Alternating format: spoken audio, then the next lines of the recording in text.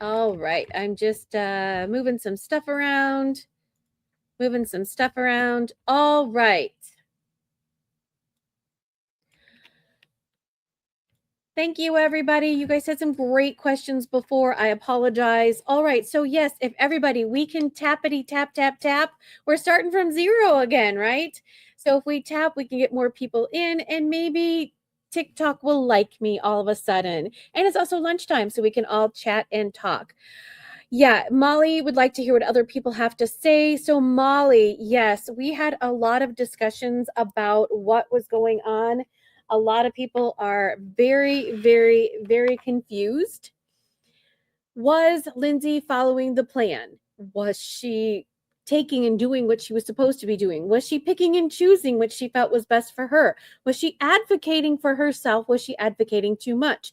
Some people say Patrick wasn't involved. Well, here we see Patrick was involved 3-4 times with this. On a virtual with her, on a call with her, in person with her, taking her to the hospital, etc., etc., etc. If she stuck to the plan, part of it was she was sleeping, but then during the day she didn't feel very good. So is that a problem? Does she get to pick and choose her own adventure? Sorry, Lindsay, you're not going to sleep well, but you're going to feel good during the day. Sorry, Lindsay, no, you're going to sleep like poop, but you're going to be, feeling well. So it's a choose your own adventure sort of thing. And if you didn't hear me earlier, right, Patrick said his wife was not bipolar. We're self-diagnosing people now. Not only that, but I also said, let's play Russian roulette with your pills. Let's throw your pills in the middle of the roulette wheel, spin the wheel, whatever day it is, you take those. Right? Oh, I'm supposed to be tapering off, but I'm not. I'm doing this, I'm doing that. It's all over the place. And I feel that nurse practitioner Delata was doing her best to advocate and take care of Lindsay Clancy. I said this and I asked this before, is because Lindsay is a nurse. Did Dr. Tufts, did nurse practitioner Delata realize that she's a nurse and they allowed her to sort of manipulate the system? Just asking questions. All right, so let's go in here. Or Patrick didn't want her to accept it. Yeah, I think Patrick got in the way of the diagnostic and the treatment. But if you're taking medication that makes you tired and then you're fighting your sleep, don't follow the plan, then blame the doctor when things go wrong. Right, with his medical degree, taking care of his kids all day, right? Because what the heck is she doing if she's not motivated and what have you? 100% preferential treatment because she is a nurse. Anyone catch if the doctor noted he said that her chart or just recalls saying no to being bi? I'm not sure what your question is there, Fitzgerald. You might want to spell it out a little bit. The lady was the best thing that happened to Lindsay. Right, but she's suing her now. I think this nurse practitioner was very good throughout, but was hitting roadblocks. Spouse support makes a difference. She liked the Valium and the Ativan. Why didn't she say that? Well, the Ativan she felt she was going to be addicted to, so she wanted to be taken off of it. I think she was self-medicating when she drank. Well, now, so here's the thing about the alcohol. Yesterday, it was stated she wasn't taking alcohol during this time frame. So, but we're all getting mixed notes. So we're already deciding things here. No, we're not deciding anything. We are confused as ever. Her need to control got into the medical spiral. Who's suing her? I know that Lindsay Clancy is suing her. I don't know about Patrick. I haven't seen Patrick's civil case. Just FYI. If you haven't followed me, please do. Hello, my name is Missy K. Welcome to Legalese 123. We are in the thick of the Lindsay Clancy case. We're day 11. We are listening along as we go along because TikTok doesn't want me to show you. I'm also live on another space. I'm on the YT if you want to hop over there as well. If you want to watch live, it's okay if you don't. But I cover a variety of cases. Lindsay Clancy is just the tip of the iceberg. So please follow along because we have a wonderful chat. By the way, chat, I got to tell you, you guys have been so amazing. And I don't know if some of the people, I had to stop my last chat. Some of you who are on here and you're like, you were so caring and sharing about your feelings and thoughts and what you were going through. And somebody recommended to go somewhere else. And they were really excited because this could offer you some help if you need it, or your experiences could help someone else. And that is why we are bringing this case alive to everyone. So please, everybody, if you could go ahead and do tappity tap, tap, tap, let's get up there in my numbers. The more tappity taps we have, the more people will come in, the more people we can help. So let's go back through some of your questions and thoughts. So I'm so confused. What made her confess to the M's? Does she remember anything from that night?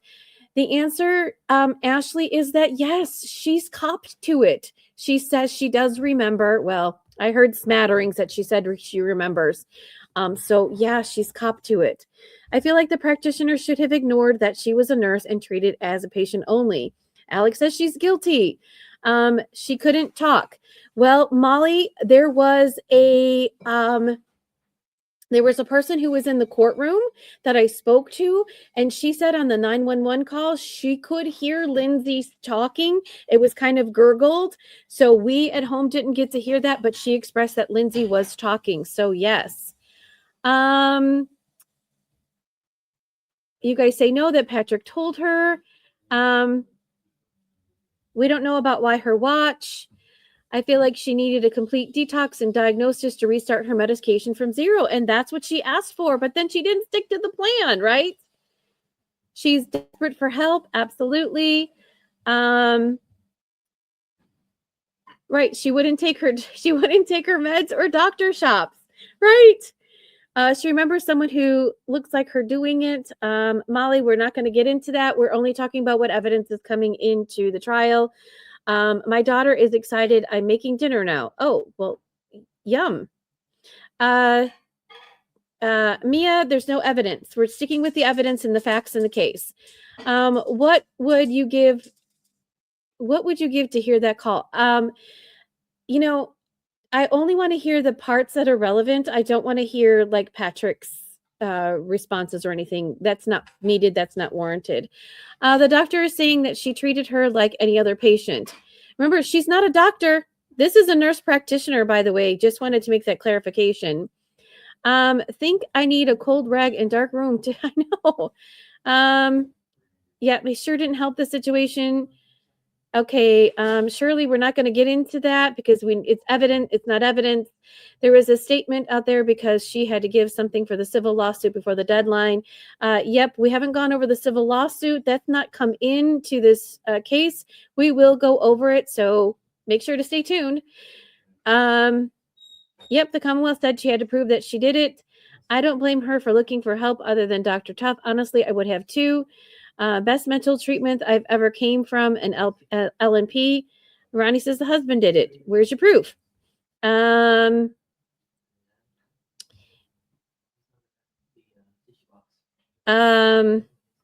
Yep, facts only. Facts only. We're not going to get into where the DNA was. The DNA wasn't. Anxiety and depression isn't psychosis. It's schizophrenia. Ooh, well, we haven't heard that one. Well, the doctor did say Patrick said she did not have bipolar, so he is relevant. Sure, he's relevant to her treatment.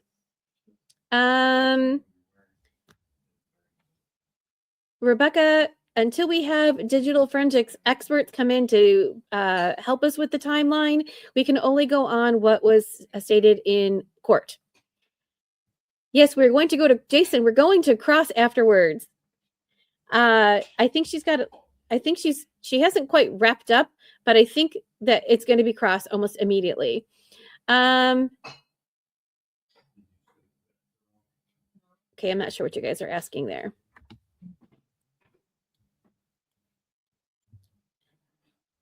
All right. He also said he didn't want her on meds and that they are trendy. Well, she took them anyway, didn't she? She's her own person. She took them. It's okay. All right, everybody, let's tappity tap, tap, tap. We're getting up there. We're at 3.9K. Let's see if we can get to 10K before lunch happens. There are 147 people in here. If you have not liked and followed me, please do. Again, my name is Missy K. Hello, I bring you law cases. As I stated, we're in the thick of the Lindsay Clancy case. We are listening to it on TT. If you want to watch it on other spaces, I'm on the other spaces. I also want to mention that I am on a social media platform. It's called the Book of the We have to be careful what we say on TikTok. I post over there. I post the motions. If you want to see the Lindsay Clancy civil case, I posted that on my Book of the It's pinned to the top. You can go take a look at that and read it. It's 49 pages. But I also want to state that she's being represented by Rosemary Scapicchio. Rosemary Scapicchio just doesn't take cases willy-nilly. She is a high-profile Boston attorney who is super busy. Her to take on Lindsay's case must mean that she has some causation. Whether it's Dr. Tufts, whether it is this nurse practitioner, whether it's the medical facilities, whether it's Dr. Goodyear, whether it is Women's and Infants, Astor Medical, or wherever. I would believe that Rosemary Scapicchio would have knowledge that there was something going on. All right, let's see what else is going on. So definitely go over to those spaces and wherever spaces you can find. We are also live on YT. You guys know what that means. So if you want to join me over there and watch along with me, you can do that as well. There is a chat in there as well that you can also participate in. But until people go over there, there's no chat, right? Is Patrick going to go on the stand again? I have heard reasons that he might. He might come back. I think he might. I've heard smatterings about that he might. All right, let's see. What else is going on? What else is going on? How is everybody doing? Did you guys get some lunch? I'm still eating my breakfast. Okay, user 124868888. I'm going to give you one warning that we are here to listen to the facts. If you are going to not be on ball with that, it's okay. That's your opinion. But the fact that you're just a user and you don't have a name is very sus to me. So if you continue, we're going to have to ban you. So just want to give you one warning that if you continue, you're going to have to go. Victims of DV often cannot openly report their abusers and hope for someone to notice. Courtney, where's DV coming in? I don't know where that, I don't know where you're coming with that. You think that she was being DV'd by her husband? That doesn't make sense to me. All right, everybody, let's tap, tap, tap, tap, tap. We're at 5.3. Let's get to 10K before lunch goes over. All right. So, yeah, and if you haven't joined, please do. I bring you a whole bunch of other cases. I talked about some other cases that we're going to do. Oh, that's so cute. Oh gosh, that's so cute. The diva, the jellyfish were so awesome. Yeah, and thank you everybody else who has sent stuff. Molly, thank you so much. This one I can't read who this is. Hold on. Let's see. I'm just fine, jerks. Thank you so much for your lovely gift. Mary, oh Mary, thank you. Thank you. So sweet. Oh, Amanda's back. Hi, Amanda. Thank you so much. Super support. I love it. I believe she was addicted to Ativan. And all docs were trying to wean her off, and she didn't like that. Amanda, I'm right there with you. Oh, okay. Thank you. Yeah, everybody. Thank you, thank you, thank you. You know, she shouldn't have switched back and forth to providers. Well, remember, that's what the prosecution says, that she was doctor hopping and doctor swapping, and she was just, looking all over for things. So I don't know. I'm not sure. Remember, I am still me. I'm waiting. I'm waiting for all the facts to come in. I do have to say today was quite a little disturbing and eye-opening for me. That, she wants help. She wants a plan. She's not sticking to the plan, but she's advocating for herself. But then she's not listening to what the nurse practitioner said. And then it's like it's a teeter-totter, and every day was something. Every day was something. According to today, that is the opposite of the testimony today. She was concerned about the Ativan. I'm seeing that she was her biggest advocate and very outspoken about her care. But Amanda, I have to ask you specifically, do you think that the recommendations from the doctors, every time she wanted to change something, she wasn't following what the doctor recommended? For example, when she was supposed to take this or this or this or that to taper off here and here and here, she didn't. And then she did what she wanted to. And then at the time when she wanted to completely go off of everything, the doctor's like, no, don't go off everything. And then she suggests the hospital tour, and then not the hospital. So you can see I'm like, I'm all over the place. Are you all over the place? Only did what she wanted and not was recommended. But is that a problem? Yes, she's advocating for herself, but at some point in time, do you have to listen to the doctors? Or self-medicating? So that's where I'm confused. Please help me to understand. Right. She was never on anything long enough. She made her own rules. Thank you, Amanda. I think you and I are on the same page. Those types of meds take time to work. Chrissy says, I am all over the place too. Need those medicines, definitely need tapering or side effects. She didn't like what one doctor said and she moved on to the next doctor. Exactly. Yeah. Right. She wouldn't stay on anyone. So the what got me the most was here she's at the end of Dr. Gelada, and then she contacts Dr. Tufts. And like I said, she's double dipping. And then Dr. Tufts goes ahead and prescribes her something. Why didn't Dr. Tufts say, no, ma'am, I can't treat you. You're not my patient at this time. You're seeing somebody else. It's like a relationship, right? You can't be with me because you're with her. So, no, I'm not going to give you anything. You need to go back to her. Court's not done for the day. We are at lunch. When we return back from lunch, we are going to go back to nurse practitioner Gelada, and it's going to be cross. It's going to be cross. So no.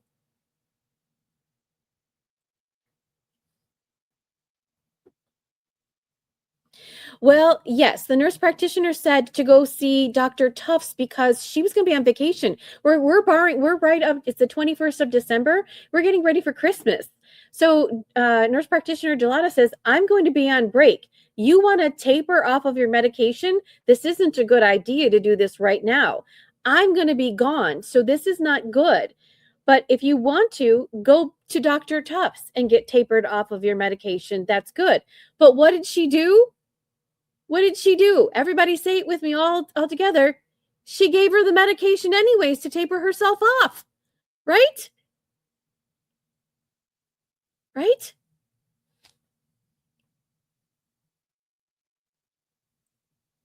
Too many rugs at one time isn't an issue. And we know that Tufts wasn't great at checking other practitioners' records. No. But so stacking on top of that, here we have nurse practitioner Gelada. She can see that Dr. Tufts started giving her meds after she went to the hospital. And that and nurse practitioner Gelada is the one that's looking into things. So how can nurse practitioner Gelada look at stuff? Dr. Tufts can't look at stuff. Now, mind you, they're in two different things. Dr. Tufts and Astor Medical. Gelada's in South Shore, and Goodyear is at the women's and infants. So these are 3 different places. But remember, she was going to release an ROI, right? Records upon information or something like that. I don't know. I'm all over the place.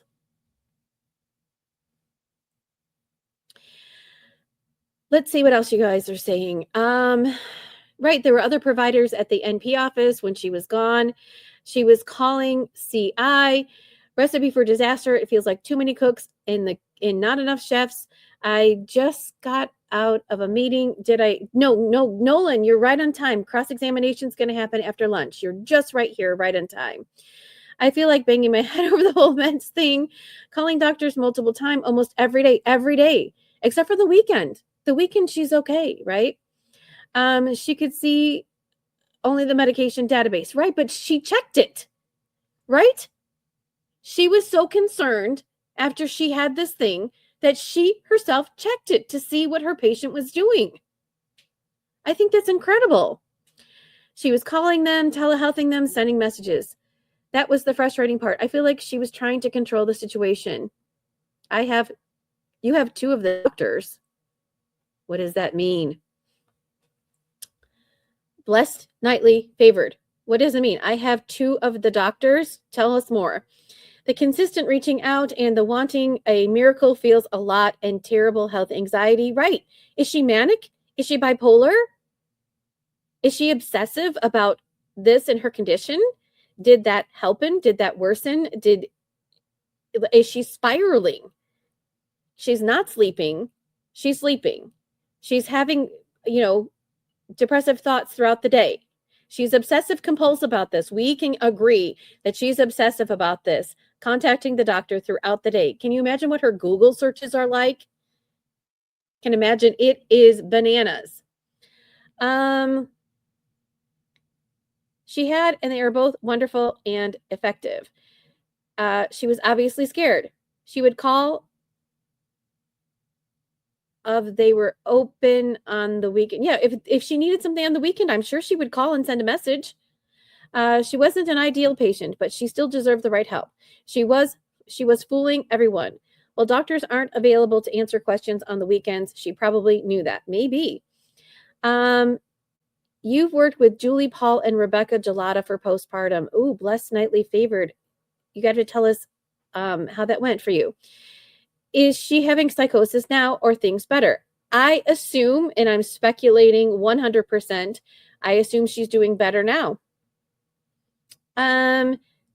You are currently pregnant and use the prenatal clinic. Oh, well, congratulations. She's having the worst days of her life. Wouldn't you be obsessed? Yeah, absolutely. I would be obsessed.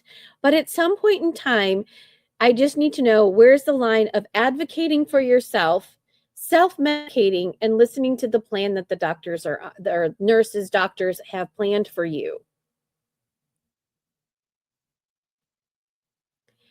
She's been appropriately diagnosed now. Yes, she's reaching out to anyone who will listen. Right. All right, there are 149 of you in here. We are at 6K. Let's get those hearts. Like. Gifts are open now because TT isn't doxing me. We are on the lunch break. If you are new here, welcome. Hi, my name is Missy K. We bring you law cases. We have the best chat ever. If you are suffering or you have questions or you're just needing to have some answers in this Lindsay Clancy case, please come join us. We're doing our best to talk it through and to help one another. A couple of people have offered their assistance on some things that they're going through. And it's amazing. You guys are an amazing community. I can't do this without you. You guys are fabulous. So if you haven't liked me, please do. I don't just cover the Lindsay Clancy case. I'm covering a lot of other cases as well. I'm covering Corey Richens. I'm covering David. I'm covering Fraser Bohm. I covered Courtney Clenny. Courtney Clenny was the OnlyFans model. She took a plea deal yesterday. She is getting 6 years in jail for unaliving Christian Ambaselli with a and she's already served 4 years. Guess what, folks? She might get out in 2. Do you think that is appropriate? So I'm also covering a whole bunch of other cases. So when this is over, guess what? But guys, we'll be here again live pretty much every day. We're going to have a show and we're going to talk about all the other cases coming up. And then, of course, when it's the next trial, we'll be there and hopefully you will join me for the next trial as well. So if you do not follow me, please do, and turn your notifications on because you just never know when something is going to pop off and something is going to go live. Earlier today, if you were not with us, there was a motion hearing this morning in this case. Kevin Reddington wanted to get the TikTok nurse, or I think she's a nurse, Emily Thorndike. Put it 1 in the chat if you were here this morning, or put a 2 in the chat if you don't know what's going on with that, and we'll go over that.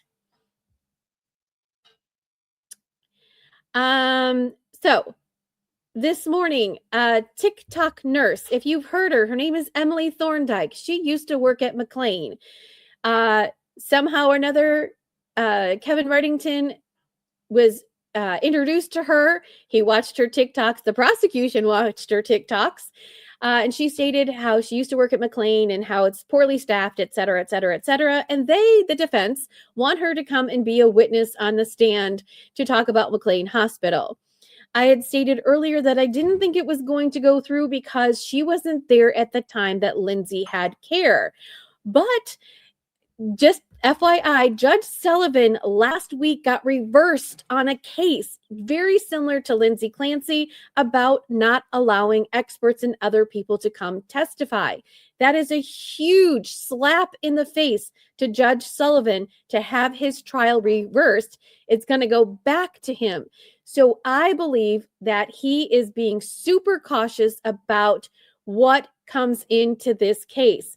And I think he might be worried that he'll again be on reversal if this case doesn't go the way the defense wants it to go. So he did not make a decision. He said he was going to take it under advisement, but he did say that perhaps maybe a voir dire is necessary. What is a voir dire? That means she's going to come in to the jury. She's going to come into the trial. The jury will not be present. Both sides get to ask and pepper her with questions, anything that they want. And then it will be up for the judge to decide whether or not her testimony has to be relevant to what they're trying to prove. Is it relevant? Perhaps. I don't think so. Plus, also one of you mentioned, and was a great catch, she has been watching the trial. If you are a witness on the witness list, you are not supposed to watch the trial. You're supposed to be impartial and not know what this person said and what that person said. So, is she impartial? Not really. The prosecution brought that up. He also encouraged the prosecution and the defense, perhaps maybe this isn't the best witness, so maybe you need to get a different witness of who was there. So, hold on, little lovies, because I will let you know as soon as we know anything about that. So let's see if there's any other breaking news. Because we do that, we give breaking news. Let's see if there's anything else going on that might be of importance to this case or anything else that's going on.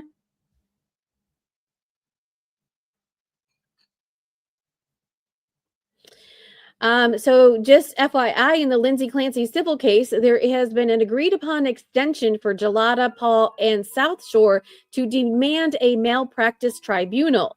What that means, I'm not 100% sure. But again, when I thought that we would do on Verdict Watch, I thought we would go over the civil suits while we're waiting, because everybody wants to hear about the civil suits. And just FYI, as I mentioned before, you want to go see Lindsay Clancy's civil case, go on the book of the, I pinned it to my page. It's the same channel name, Legalese123. Go over there, find me, give me a like, and you can go read that civil case. Again, it's like 49 pages.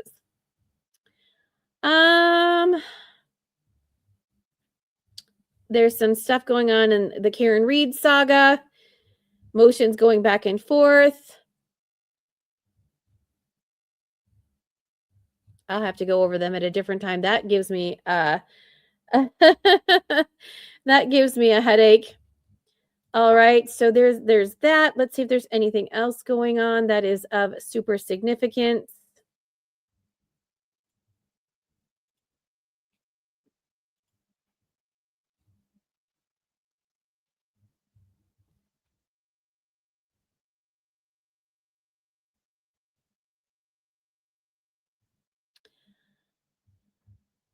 All right, I don't see anything else going on that is going to make or break anything that's going on.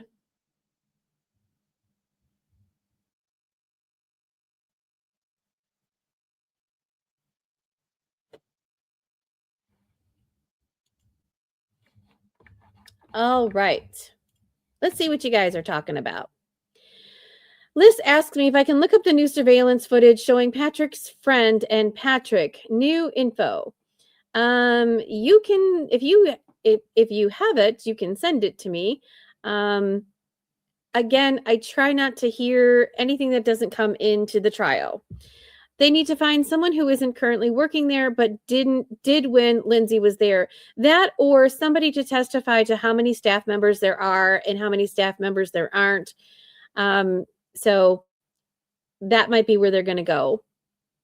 Oh, thank you. Oh, you like Pickle Pepper's profile name. Pickle Pepper, I like yours too. You made dinner. That's pretty significant. Wow. Congratulations. Yay, everybody. We're at 8.2 likes. Let's go hit that like button. And also for Daiva, who made dinner. You're amazing. So far, these doctors, all I'm seeing is Patrick didn't want her on meds.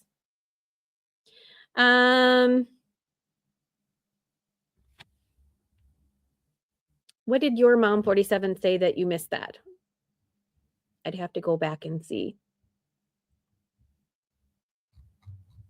All right.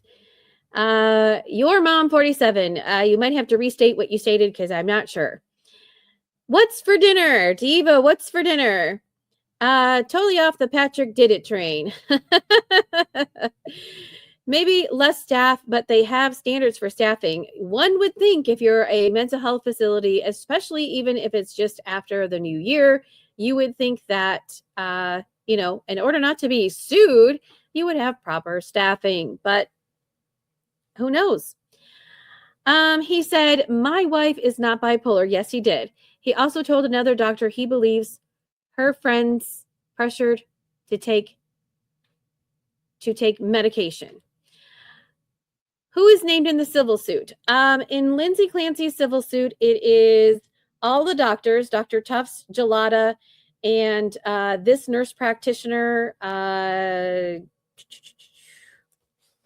right, hang on. Gelada is the nurse practitioner, and Dr. Goodhart. She's also suing Astor Medical, who is Dr. Tufts' practitioner area. She's suing South Shore, which is nurse practitioner Gelada's. She's also suing Women and Infants, which is Dr. Goodyear. But you can go look it up for yourself. It's on my book of the, you can go see that yourself if you wish to. Ativan was working, but she was worried she was addicted to it. After 2 weeks, she would know as a nurse. Yeah. Oh, taco. It's the easiest for the trial. Plus, it's Tuesday. Taco Tuesday. Yay. Dan, you watched 100? Oh my goodness. Thank you so much. Deanne Lynn, you watched 100. Thank you so much. Thank you. Woohoo. Let's give some hearts to Deanne, who has watched me for over 100 hours or 100 minutes. Or I don't even know what that is. 100 minutes. Okay. It's so tiny, right? 100 minutes. Yay. Now, mind you, you can do that in a second, right? These days are long, right? All right. I did hear in the pressured into part to me sounds like she was pill shopping. Thanks. That could be, but I'm getting more because he was controlling. Just your opinion. Yeah. Hello, V girl. How are you? V, by the way, I got doxxed twice on TikTok today. So when I was streaming TikTok, they doxed me. I appealed. They said no. So then I just streamed Court TV. They doxed me again. So I had to just completely go out and we're doing a new stream. And we're just going to go with it behind me right now because, yeah, they were knocking my points off. I went from 100% to 94. So we're just going to roll with it. I even stated I appealed the appeal and I said, you let me do this yesterday. They have not responded. So what are you going to do? We're just rolling with the punches. We're rolling with the punches. They could have had enough employees. The issue are resources. No doctors, therapies were available. That could be it as well. So you want to hear from somebody. Where were they deficient in? Were they deficient in anything? So bring it on. Let's bring it on.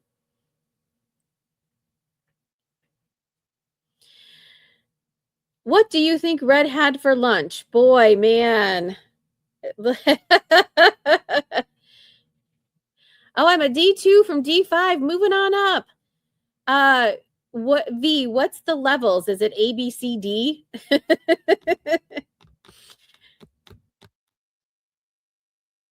So, just to let you guys know, I'm a little fairly new to live streaming in this capacity. V has been super helpful with me, and I appreciate all her help in helping me to get where I am.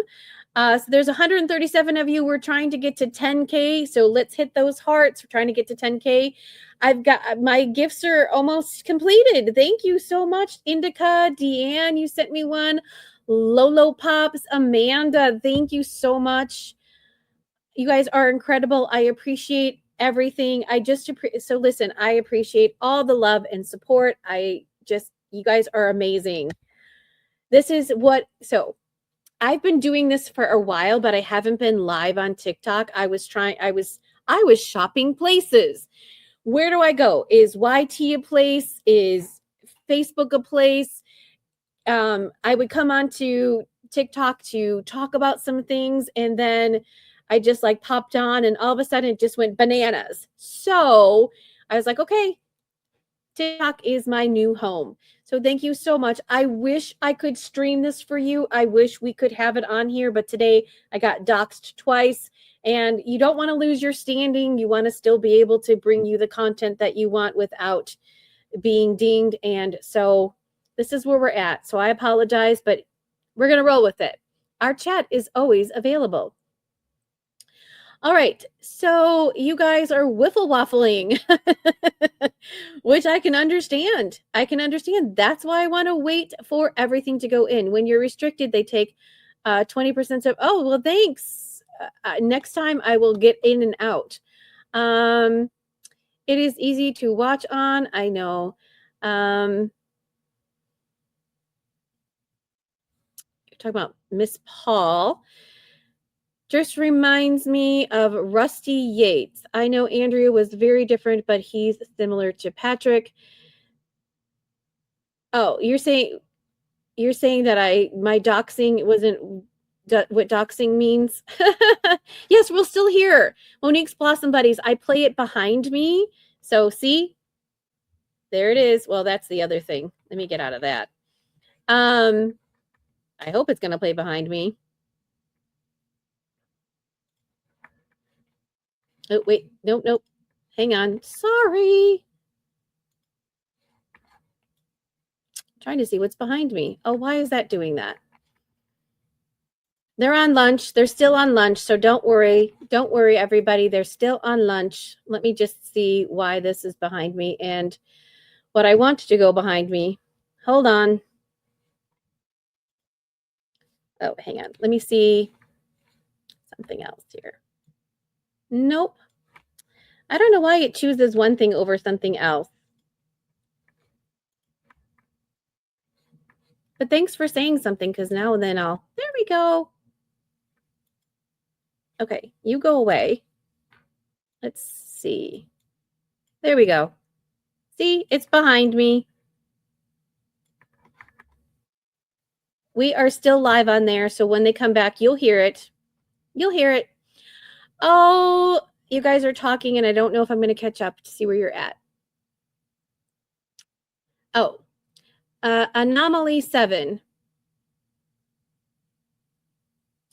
Is she suing new nurse practitioner Paul? No, she's not suing nurse practitioner Paul.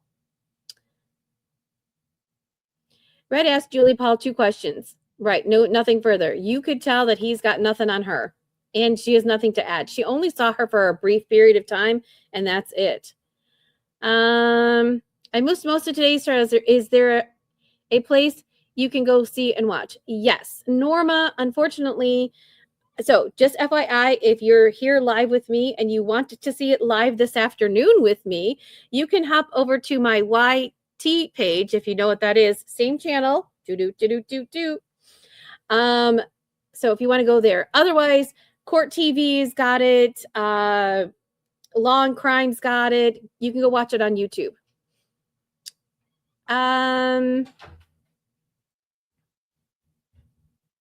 Yeah, live stream you can rewind. There were a couple of good comments from Reddington today, but nothing, just more like he was arguing what the witness could and couldn't testify to. That he had some good objections, but nothing like really noteworthy. If you did not see the motions hearing this morning, that was fire. That was really, really good. He said his wife reached out to Emily Thorndike to see if they could get in touch with her, as well as they had a private investigator go reach out to her, and everybody's like, wife, what? So Reddington, when he's like, I'm a sole practitioner. No, you aren't, sir. You have your wife going out there. You've got your son. You've got your daughter. Come on.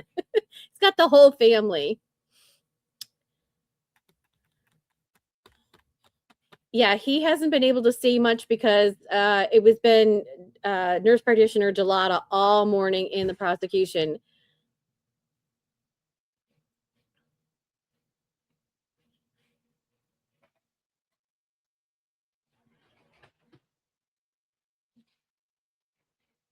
Oh no, don't slice your finger.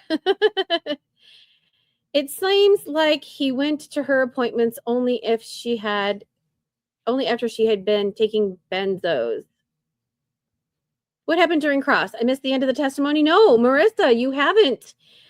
Cross-examination will continue after lunch here, so you didn't miss anything. Dr. Appointments never once mentioned her desire to be a good mom to her babies. Yeah.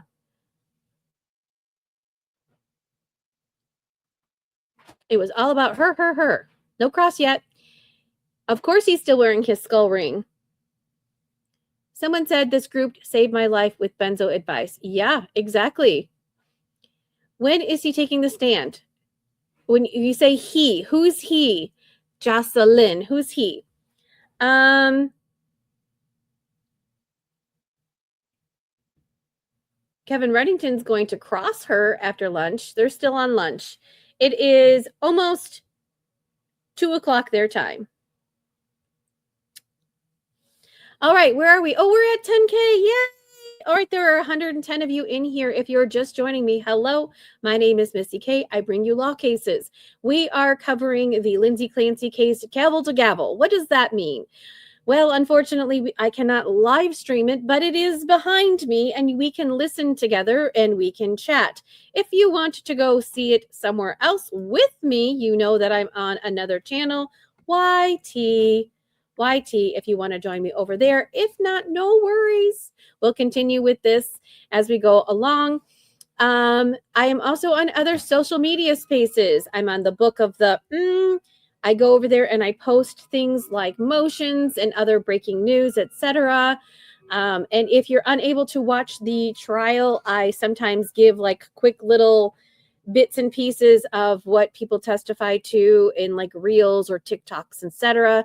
So please follow along if you like those spaces. If you need to know what spaces I'm on, you can go to the Book of the and go to my About page. You'll see, and you just go and choose and follow along. Did I hear about the pink shirt? No. What's going on with the pink shirt? When I say my brain broke, I said to doctors, I need help so I can be the best and stable mom to your baby. Yeah. Where am I located and what time zone? I am in Central Standard Time. So they're in Boston, which is Eastern. So I'm just an hour behind, but We are live on the stream. I actually started this morning at 8 a.m., 9 their time. So, yes, I hope that answers your question, your mom at X47. It is so fun chatting together over the case. It is. What is my name on the other platform? Same thing. Legalese123. Same thing. I do have my bow on today. You can't see it. Can you see it now? Can you see my bow? I have my red one on today. It depends on what, so I have to use a different camera, and it depends on whether I'm a ghost or whether I'm here. But I have my bow today. Oh, now I'm gone. Now you see me. Now you don't. Also, Lindsay Clancy knew that other family in our town who lost their 5-year-old, Cora and Lainey, were likely. Oh, Pink Sunset. Yeah. I love a good bow. Yep. Sorry, just came in. Did Elsie get diagnosis with psychosis? No, Kimberly. She has still not been diagnosed with that, but this nurse practitioner thought she might be diagnosed with bipolar. That was on her cusp, and then Patrick came in and said, my wife is not bipolar.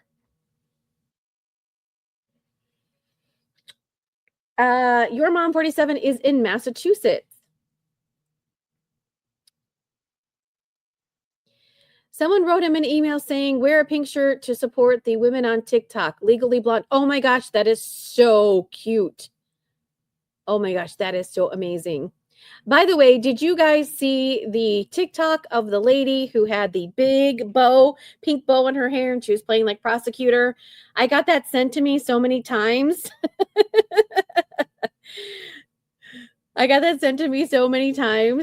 It's very funny. I appreciate that. Thank you so much.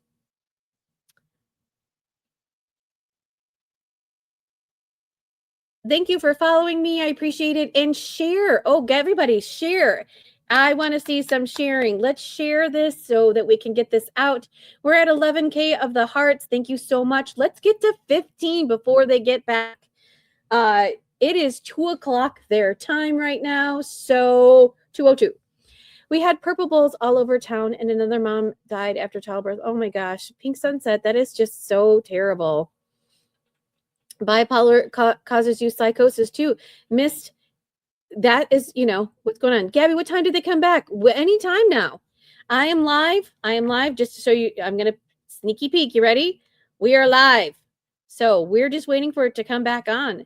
And when they do, then we'll be listening to it together. So they are on break. They're on break. Everybody, give it up to V. I want to see a whole bunch of hearts. V made my background, even though I keep disappearing. I need to do some better work on this. V gave me some other suggestions, so I need to work on it. But there's only so many hours in a day. Reddington's son and daughter commented on your video of them. No way, V. That's amazing. I told you they were watching. Good job, B. That is awesome. I'm going to have to go look at that. I see your stuff. At the end of the day, I get so bombarded. I'm just beyond myself. And that family is hugely connected in the town, and we had a lot happen in a short time. Yeah. Thank you, Dre Mama, for following me. Deal.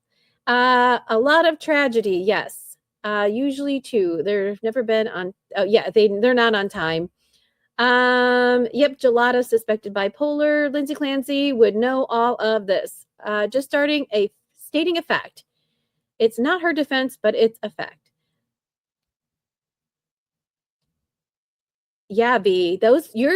So if you guys don't follow V, she makes like these AI wonderful concoctions. Go give her a follow.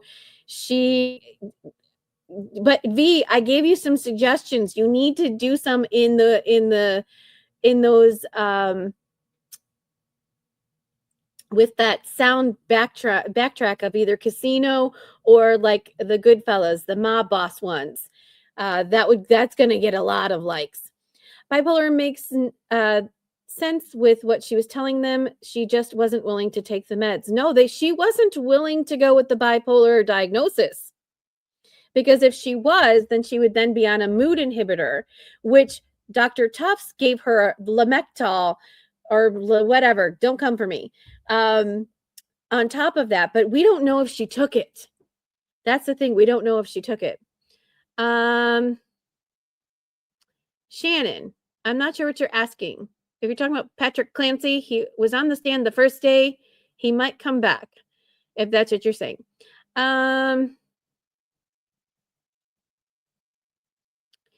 I believe she did say bipolar could cause psychosis.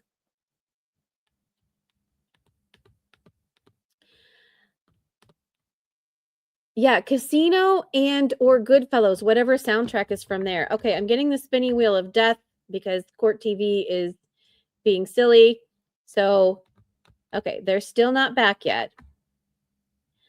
How many people have psychosis? Right, they were also talking about mania, and I was so confused. It's like, does she have mania?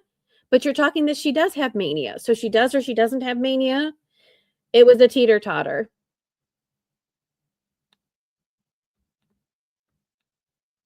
Well, if bipolar was correct, why didn't she listen to her? And why did Patrick say, my wife is not bipolar?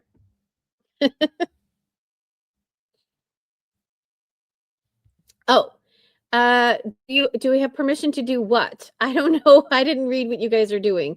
Pink Sunset, ask your question again. That's a mood stabilizer. It's a tough case for sure. I don't know if he came up yet. The question was clear. Shannon, I'm still not following what you're putting down. You're on Lamictal. Yes. Okay. He did it. He did it. Okay. Bye. All right. Shannon, if you're talking about the dad doing it, I'm not sure what you're talking about. Did I miss the whole day? No, Caitlin, we are still on lunch. I've got the spinning wheel here. Nurse practitioner Gelada was on the stand for most of the morning from the prosecution. And when we get back from lunch, we are expecting Kevin Reddington to cross her. And I bet you he's got a lot of questions for her. It feels like there is a stigma around taking pills and having mental illness in the Clancy fan. Yeah.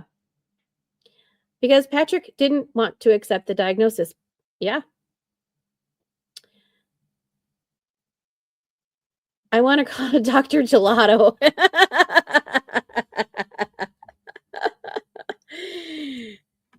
You are absolutely correct. But I don't want to do that because I don't want to disparage her, but that is funny.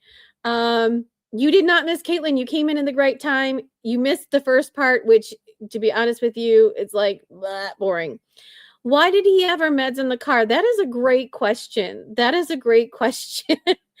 Who is driving around with your wife's medication in her car that she no longer takes? Is he fearful that she might take them? But she has other medication that she could take, right? Patrick didn't want her to get better. I'm on the fence because she was offered a lot of help but refused. It's not only she refused, she also was trying to take and diagnose her own self. Right, the first part was very confusing. He was supposed to dispose of them. Right, so I don't know how long he had him in his car. So Mary and Erica, if you guys know how long he had him in his car that he was supposed to dispose of them, right.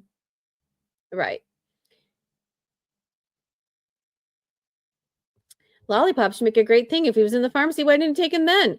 I don't know if he had them then. No cost to get rid of meds. You don't just throw them away. You dispose somewhere. He said he intended to dispose the meds, but forgot. Wondered if she threatened to harm him. There's been no evidence of that. She probably refused because he guilt for her because she needed medicine.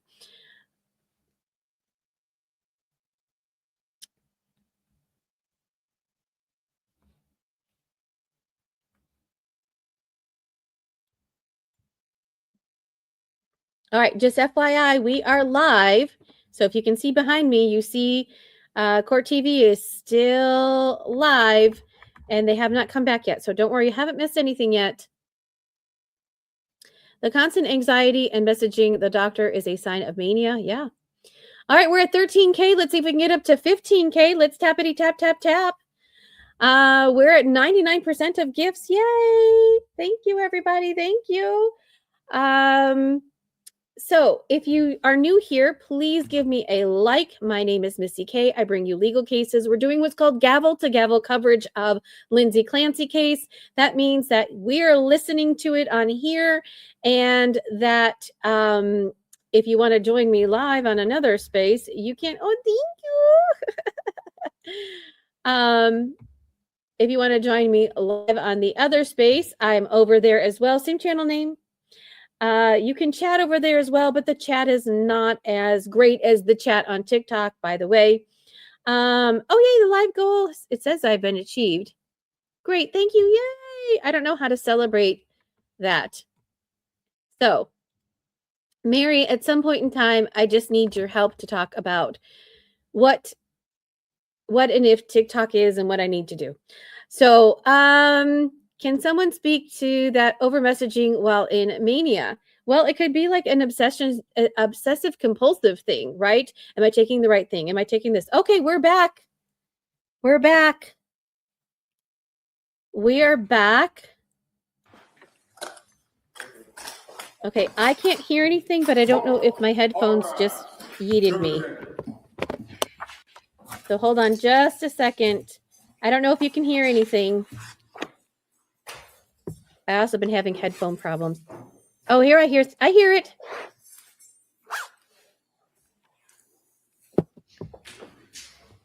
All right. So please like and follow along. If you want to follow me on other social media spaces, the Book of the is the best place. This court's now in session. Please be seated. Your Honor, for the purpose of the record, we return back to the trial of Commonwealth versus Lindsay Clancy. Can everybody hear? Yeah, you can hear. Yay! Thank you. Mr. Reddington? Thank you, Judge. Good afternoon. Good afternoon. Your Honor, just a couple of housekeeping matters. I have the medical records from Women and Infants Hospital. I thought I offered that as an exhibit, but it's only marked for ID, so can I offer that now? Come with any objection? I have to mark them as exhibit 220. Yeah, I don't, it just says exhibit F though. That's why I usually mess up on those things. There was another smaller packet that's not. All right, when Reddington makes me laugh, we heart. There, it's up there. Okay. All right, why don't we keep that marked for identification? If for some reason there's something different between exhibit 220 and the identification, we could enter it. Okay. All right, if you need to offer anything. All right, if you're new here, we play a little game that we tap every time Reddington makes us laugh.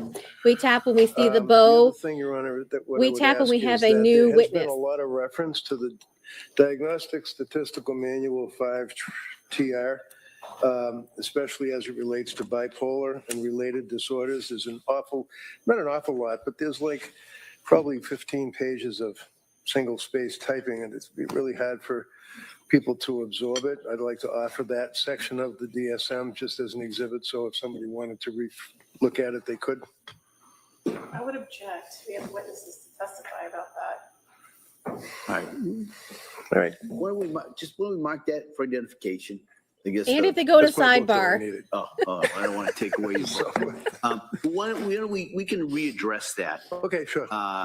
In regards to that, and if we're going to do it, it would just be portions of the same channel name. That one section, but we'll see. Well, I'll give the Commonwealth the opportunity to be heard. Okay, thank you. So you, in the course of your employment at the South Shore Health, is it? Yes. How many times did Lindsay meet with you? Meet with me was 3. And how many times did she meet with, does that include medical? Yes, I saw her twice, telehealth once in person. And do you know how many times that, you know that she had a psychiatrist that had been treating her since end of September, early October, right? I knew that she had a psychiatrist that treated her in September. And who was that? Dr. Tufts. And did you know that she continued to see Dr. Tufts through October, November, December, the same time that she was reaching out to you guys for help too? I was aware she took the Zoloft in October. I was not aware she was still seeing Dr. Tufts in November. And I knew she called her in December. You would agree with me that young woman came to you people for help, right? Yes, Okay. And she was very, very forthright. In other words, if you wanted her to sign a HIPAA form, she'd sign it, right? right. And she would answer your questions to your perspective in an honest fashion. Yes. She didn't really hide anything. Nope. She told you all about the medications that she had been on and her fears and concerns about the medications, right? Correct. She described for you, as District Attorney brought out, what she felt her symptomology was, including suicidal ideation, worrying about suicide, feeling heavy, lethargic, you can't get out of bed, all of that stuff, right? Correct? Correct. And one of the things that you had left us with towards the end of your testimony is the fact that you were very willing, if you will, to work in tandem with other providers. In other words, you were concerned about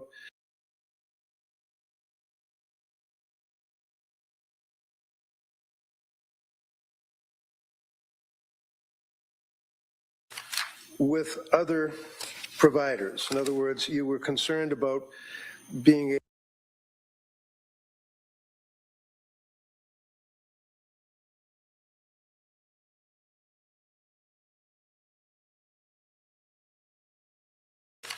with other providers. In other words, you were concerned about being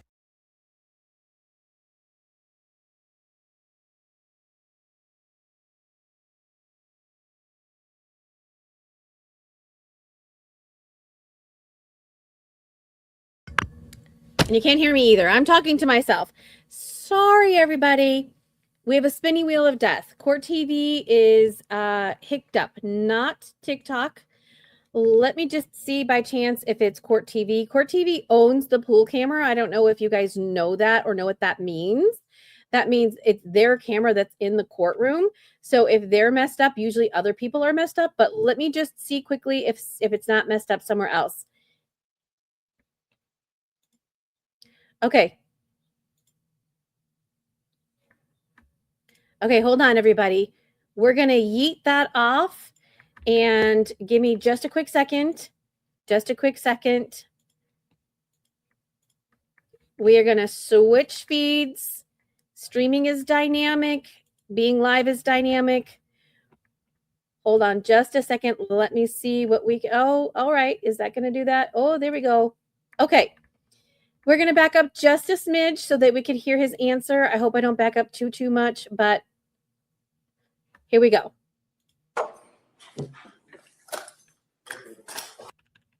The record, we Okay, I backed up too much. Hold on. Sorry. Yes. medical. Okay, here we go. Yes. I saw her twice, telehealth once in person. I know it's repetitive, You know but how here we many are. times that you know that she had a psychiatrist that had been treating her since end of September, early October, right? I knew that she had a psychiatrist that treated her in September. And who was that? Dr. Tufts. And did you know that she continued to see Dr. Tufts through October, November, December, the same time that she was reaching out to you guys for help too? I was aware she took the Zoloft in October. I was not aware she was still seeing Dr. Tufts in November. And I knew she called her in December. You would agree with me that young woman came to you people for help, right? Yes. Okay. And she was very, very forthright. In other words, if you wanted her to sign a HIPAA form, she'd sign it, right? Right. And she would answer your questions to your perspective in an honest fashion. Yes. She didn't really hide anything. Nope. She told you all about the medications that she had been on and her fears and concerns about the medications, right? Correct. She described for you, as District Attorney brought out, what she felt her symptomology was, including suicidal ideation, worrying about suicide, feeling heavy, lethargic, you can't get out of bed, all of that stuff, right? correct? Correct. And one of the things that you had left us with towards the end of your testimony is the fact that you were very willing, if you will, to work in tandem with other providers. In other words, you were concerned about being able to get information from other providers that had been dealing with her, treating her, right? I'm not sure I understand the question. Did you talk to Tufts? No, Did you ever get access to Tufts medical records? no, Do you know how many times she saw Dr. Tufts? I do not. Would it surprise you if I told you that she saw Dr. Tufts 14 times in the time frame of October or the end of September, October, November, December, and then January, 4 months? Yes, And that's 14 times plus the 3 that she saw you. Is that right?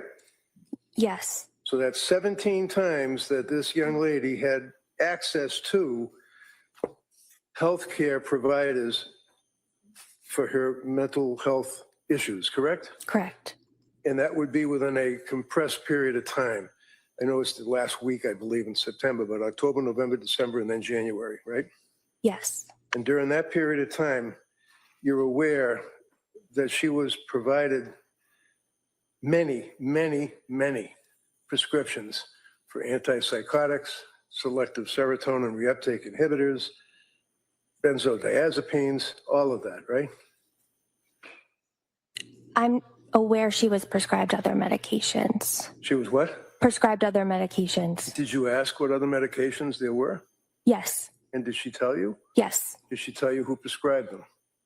yes, It's pretty easy to get a list from CVS, right? yes. And did you have any difficulty determining who was providing the prescriptions for all of these medications? No, And did you know that, in fact, it was Jennifer Tufts that prescribed the,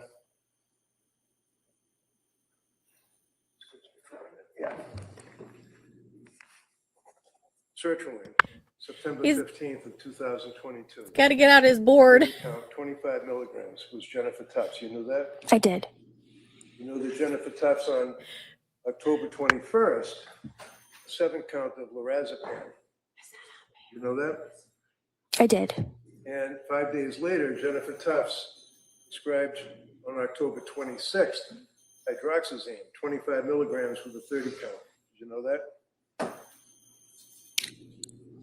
I did not know that.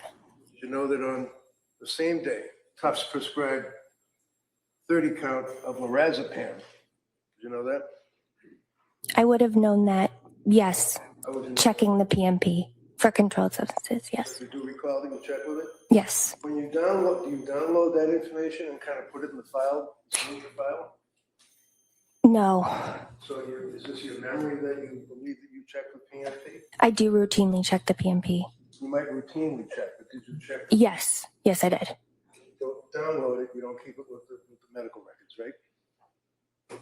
It's a box you can click in the medical record and you can check that you reviewed it.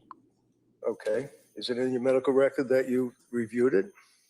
I'm not sure how it would have gotten printed out. It doesn't like go into my note, but it is a box that I would have Perhaps in a checked it. box in the computer? Yes, Okay. October 26th, buspirone, 5 milligrams, 30 count, same day by Tufts. You knew that? buspirone. Yeah. I was not sure that it was Dr. Tufts that had recommended the buspirone. Okay, so if I suggest to you that the prescriptions that we have in evidence on the chart indicates that on October 26th, Dr. Tufts prescribed a 30 count of buspirone, would that either refresh your memory or would you accept that as being a medical history? I would accept that. And what is buspirone? It is a medication used to treat anxiety. Okay, and lorazepam, what is that? Benzodiazepine. And hydroxyzine, what is that? It is an antihistamine medication. And lorazepam, again, prescribed on October 21st as well as 26th by Tufts. That's the same thing you just told us what lorazepam is, right? Yes. Sertraline, of course, is Prozac, is that right? Zoloft. Prozac, they're both SSRIs, right? Yes. So from October 21st up through November 9th, she was prescribed all of this group of drugs until she saw a Kavon Izadapana, Izadpanah. Do you know who that person is? They work in the emergency department at South Shore Health? All right. And that would have been on November 16th when she went into the emergency department, right? Okay, I gotta pause for a second. This is the other person that she's suing civilly, and I didn't know who this person was. So I stated this earlier. What did she get at MGH? Remember, she had gone to MGH midway through, and then she went back to this doctor, and I said, what was she prescribed at MGH? So I'm gonna back it up for just a little so I can get that information, but she's suing this doctor too. Hold on, sorry. Kavon Izadapana, Izadpanah. Do you know who that person is? They work in the emergency department at South Shore Health? All right. And that would have been on November 16th when she went into the emergency department, right? Yes. Prescribed trazodone, 50 milligrams, right? Yes. And then she started to consult with your clinic around the 25th of November. That would be around Thanksgiving or so, correct? November 25? I believe her first visit with Julia was November 21st. Okay. So what I'm saying is that it was around that time in November that she started to consult with your clinic, correct? Correct. You know that she was referred to your clinic by her mother-in-law, Pat's mother, who was a labor and delivery nurse. Yes, I am aware. Referred her to Julie Paul, who kind of stepped in for a very short period of time to try to help out, right? Yes. And then Julie left, went to New Hampshire to continue her work, and you picked up on November 30th of 22. Is that right? November 29th. On November 30th of 22, you wrote a script for quietapine, 30 count. Is that right? Yes. And what is quietapine? Okay, that's not me. You also, a week later, It might be my wrote a headphones. script Can you guys still hear? for diazepam, 5 milligrams. My headphones are driving Is that nuts correct? today. Correct. And then the next day, you wrote a script for, December 6th, you wrote a script for diazepam, 5 milligrams, right? Correct. December 7th, you wrote a script for diazepam, 5 milligrams, right? Correct. December 7th, again, you wrote a script for quietapine, 30 count, right? I would need to check my. You can look at anything you want. If Okay. you have your records, feel free, please. Okay. You said Yeah, it would December. be December 7th. And I'm looking at quietapine, 30 count, 100 milligrams.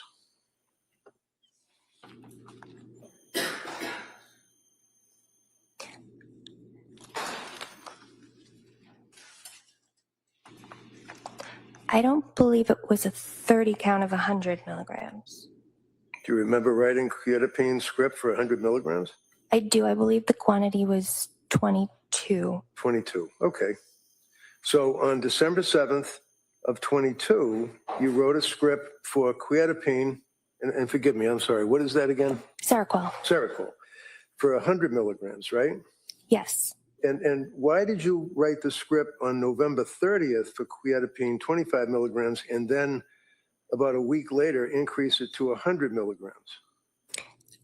On November 30th, I had anticipated utilizing it over a 4-week course of treatment for sleep and anxiety. But her clinical symptoms, presentations changed, and we opted to use it for mood stabilization. And who's we? Me. Okay. And were you working with anybody else, any psychiatrists or anybody? No. So when a person comes to your clinic as a woman who has recently had a baby or is within that postpartum range of time and presents with the symptomology that she presented, is that something that would give you cause for concern? Suicidal ideation? I in no way want to minimize what Lindsay experienced, but it's common for us to treat It's common to treat women in that Yes. fashion that are That are- postpartum? postpartum who may have suicide. Keeps cutting off the witness before she gives an answer. May she complete her answer? Sure. As I've said before, let's only talk one at a time. You finish your answer, and then we'll go to the question. Go ahead. Her symptoms were serious, and it's not uncommon for me to treat women with serious symptoms in the postpartum period. Okay. 2 days later, you prescribed 8 count, 5 milligrams of diazepam. Is that right? 2 days from December 7th, Yeah, it was December 9th. December 9th. Yes, 4 days later, you prescribed more diazepam. Is that correct? December 13th? correct. That would have been 2 milligrams. Yes. And then jump ahead to December 19th, you prescribed 14 count, 2 milligrams of diazepam. Is that correct? Correct. And then December 19th, you prescribed 300 milligrams of quetiapine, 30 count, right? Correct. And that was on December 19th. 3 days later, on December 21st, you prescribed additional quetiapine, 100 milligrams, 14 count, right? Correct. And then 1 day later, you prescribed more quetiapine, 25 milligrams of 14 count, right? Correct. As far as your prescriptions continued on, if we can jump ahead, you continued to treat her. And on January 13th, you prescribed 2 milligrams of diazepam, 7 count, right? That would be on January 13th.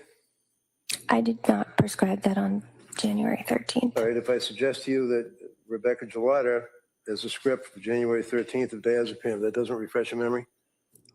Would it Right. would it have been a script that I had sent previously that hadn't been filled at the original date? Well, I believe the records would indicate that. We'll make a note of it. January 13th, diazepam. How about January 16th? Do you recall prescribing diazepam to her, 2 milligrams, 3 count? No. Diazepam on the 19th of January, 2 milligrams, 14 count. No. No? So you're not able to prescribe medications, or somebody else can't use your name, right? Right. And you have the DEA license to prescribe medications, correct? Correct. Now, one of the things that you went through was Wait a second. Where is he going with this? Is he saying that she prescribed things and she said she didn't prescribe things? Does somebody have it wrong? Okay. We'll put a pin in that. Maybe that'll get answered. Writington can be wrong sometimes. there's a lot of, obviously, it's a little confusing with the names of the various drugs. And the district attorney said to you blithely, she said, well, she's a nurse, so she knows what those drug names mean. Do you recall that question? I do. Yeah. And you just said, yeah, right? Hmm. So you're assuming that a woman who gets her RN at the age of 24 in a one-year program and then works for 7 years as a labor and delivery nurse is familiar with these names and what they are, what drugs they are? She seemed to be familiar with them. Yes, she understood. Right. Did you know that she was Googling 60, 70, 100 times a night what benzodiazepines are, what Seroquel is, what all of these medications are? I did not know that. Did you ever ask her where she acquired what appeared to be, apparently to you, her ability to know what these medications are? I'm sorry, I don't understand the question. Well, you wouldn't know the medications that a labor and delivery nurse uses when they're helping a woman who's giving birth, would you? Not necessarily. Okay. In any event, one of the things that you left us with is the fact that you were very, I think the word was invested in Lindsay Clancy and were concerned about her treatment, right? Correct. You knew that she had gone to the Rhode Island program for Women and Infants Center, Behavioral Health Day Program in Providence, Rhode Island. You knew that, right? I did. And you basically gave her the referral. You didn't make the referral. I think it was Latasha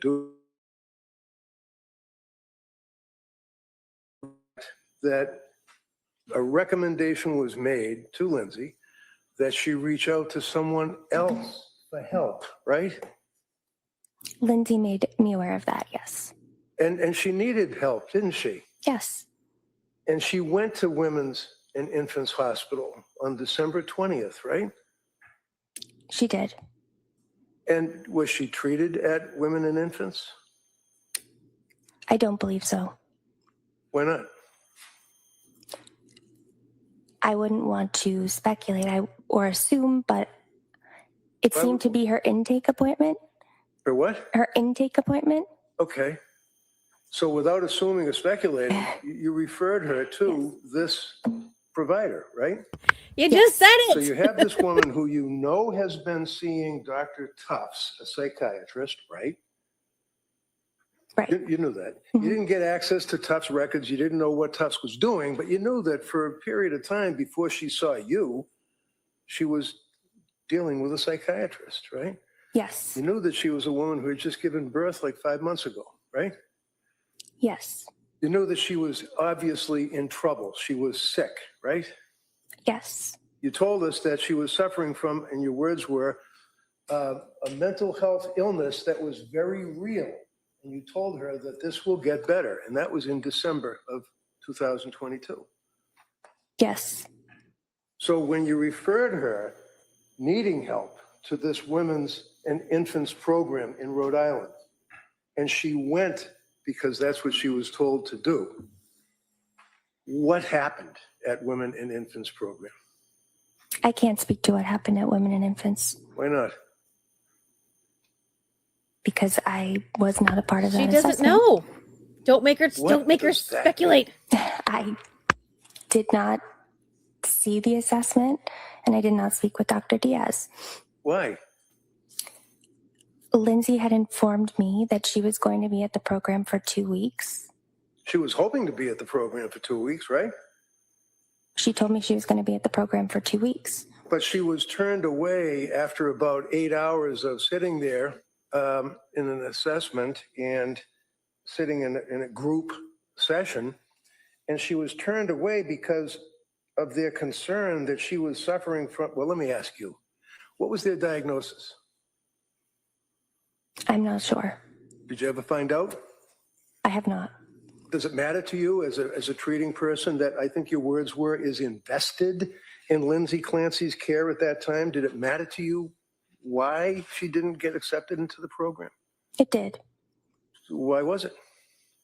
I do not know their diagnosis. Did you know that she had been diagnosed? You have different diagnoses, right? Like general anxiety disorder or general anxiety, GAD. And then you have, is it a differential? Is that what it's called? Mhm. What does that Yes. It means a differential in medicine could be patient comes in with a cough. What are your differentials? Differential might be bronchitis, pneumonia, strep throat. So it's different things, different diagnoses you consider. Did you know that in fact they wouldn't accept her into the postpartum program because of their concern that she had been overmedicated by drugs and they wanted to find out? I can't speak to that. Did you know that she was diagnosed as diagnosis depression due to adverse drug effects? I cannot speak to that.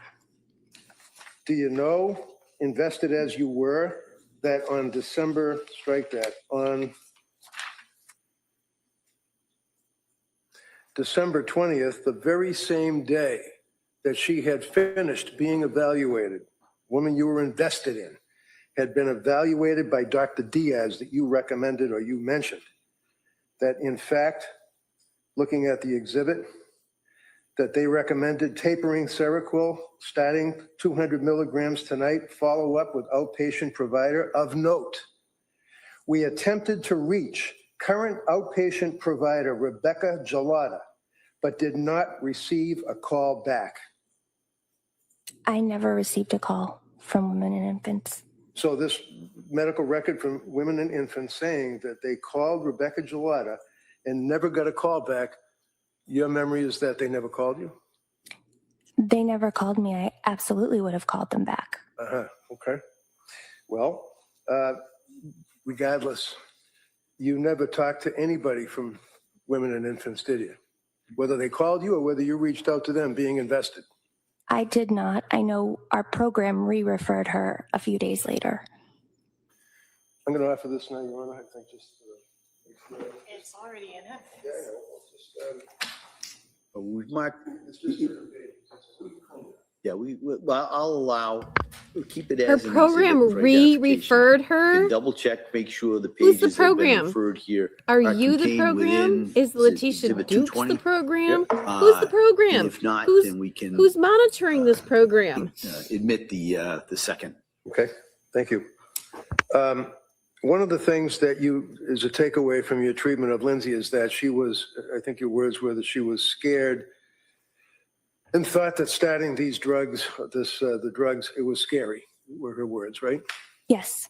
And at no time did it occur to you that Lindsay was doctor shopping or trying to get drugs. She was trying to basically get off drugs, right? Correct.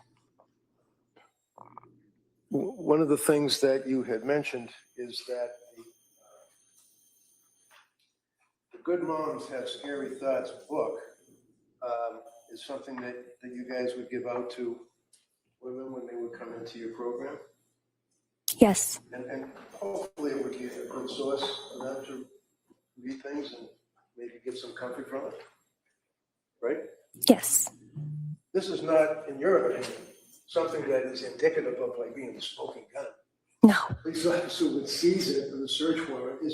No. This is something you guys provide people to just help them out, right? Yes. Yeah. And just a couple of things. So on November 17th, she had an office visit with you. Is that correct? Not on November 17th. Okay. And the U.S. Social Medical Center, right? Yes, that may have been her PCP. Okay. Is that her PCP? Is that person that would be under the umbrella of the South Shore Medical Center? Yes. Would that be Kimberly Tocchio? Yes. Okay. So you must have read Kimberly Tocchio's records, I would imagine, right? Yes. And you know that she was seen, record indicates that she was seen by a psychiatrist, and this would be November 17th note, started Zoloft 25, which was then increased to 50 milligrams, right? Yes. And she took the Zoloft 50 milligrams for one night and was unable to sleep and was discontinued because of the effect that it had on her, right? Yes. Now, one of the things that you had mentioned is that it's important to determine, and you did have thoughts of possibility that she was bipolar. Is that correct? Correct. And one of the things that is contraindicated to someone who does suffer from bipolar, whether it's 1 or bipolar 2, is that you do not place them on a selective serotonin reuptake inhibitor drug, such as Prozac or Zoloft, right? Correct. Because it can have an effect on them, isn't that right? Correct. What's the effect it can have on them? It can cause what we consider rapid cycling, meaning you can swing from mania symptoms to depression symptoms relatively rapidly. On November 21st, did she have a meeting with you all?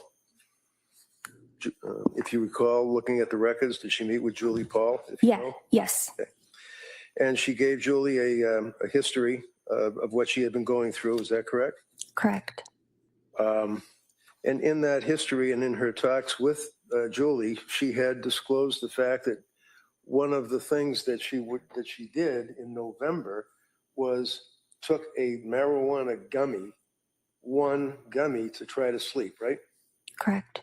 And again, her medical tests, blood tests, urine tests, everything showed that she had no alcohol, no THC, nothing on board, but she still disclosed the fact that to try to get some sleep, she took one gummy in November, right?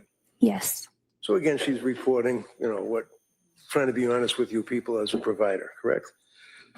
Yes. And the scales that counsel asked you about, you were talking about the depression scale, you were talking about the Edinburgh scale, and I think we all know that the Edinburgh scale is geared for an evaluation of a person, of a woman who is in that postpartum period, and you evaluate whether or not they are, as a result of being postpartum, severely depressed, right?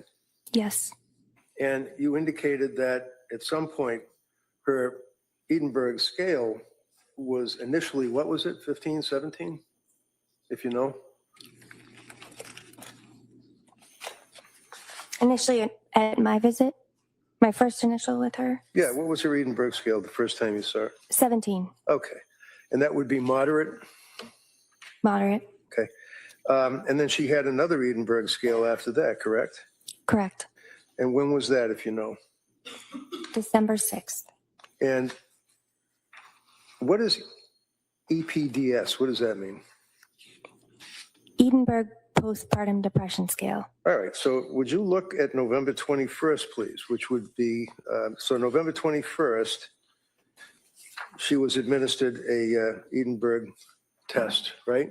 On the 21st. That would have been at Julie's appointment. I don't have that in front of me. If I told you that, well, on November 21st, it's a short period of time after November 17th, did they, whether it's Julie or somebody else, administer an Edinburgh test to her? Yes. And what was the result? 23. That's severely depressed, isn't it? Yes. So in like 6 days, she decompensated from Edinburgh scale 17 to Edinburgh scale 23, right? So she was 23 on November 21st Right. and 17 on November 29th. Okay. So when you see a patient that's come to you and has an Edinburgh scale of 23 and an Edinburgh scale a couple of days later, that would be, what was it? 17. And what was it when you first saw it? You referenced it before, 17? 17. Yeah, that's still pretty high, isn't it? It's high. Yes. Would that give you pause in conjunction with the symptomology that she's referring to and self-reporting, what she's feeling? I mean, the fact that she has a 23 on the Edinburgh scale, which is very high, and then followed up a couple of days later by a 17, taken in conjunction with what she was saying her symptoms were. That's of a concern, isn't it? Yes. So on November 20th, which would be the day before, that Edinburgh scale of 23, and the jury will have access to all these records, she was reporting struggling with postpartum anxiety, right? I can't speak to Okay, that. that's fair enough. We'll go to when you treated her. Yes. Did you have a chance to review Julie's notes at all? I did. Okay. Yeah. And when was the first time that you actually met with Lindsay? November 29th. Okay. Which would have been after Thanksgiving, obviously, right? Yes. And you would have reviewed the records up to that point, right? Yes.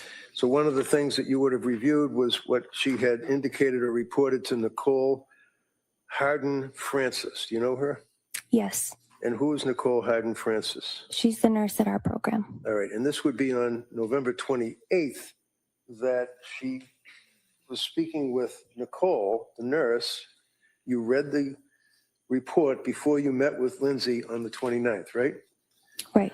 So you knew that she had been reporting panic symptoms, that she was disoriented, that she was forgetful, that she was not connected to her body, is what she told her, right? I would have to review that just to be accurate. Right. And this was it.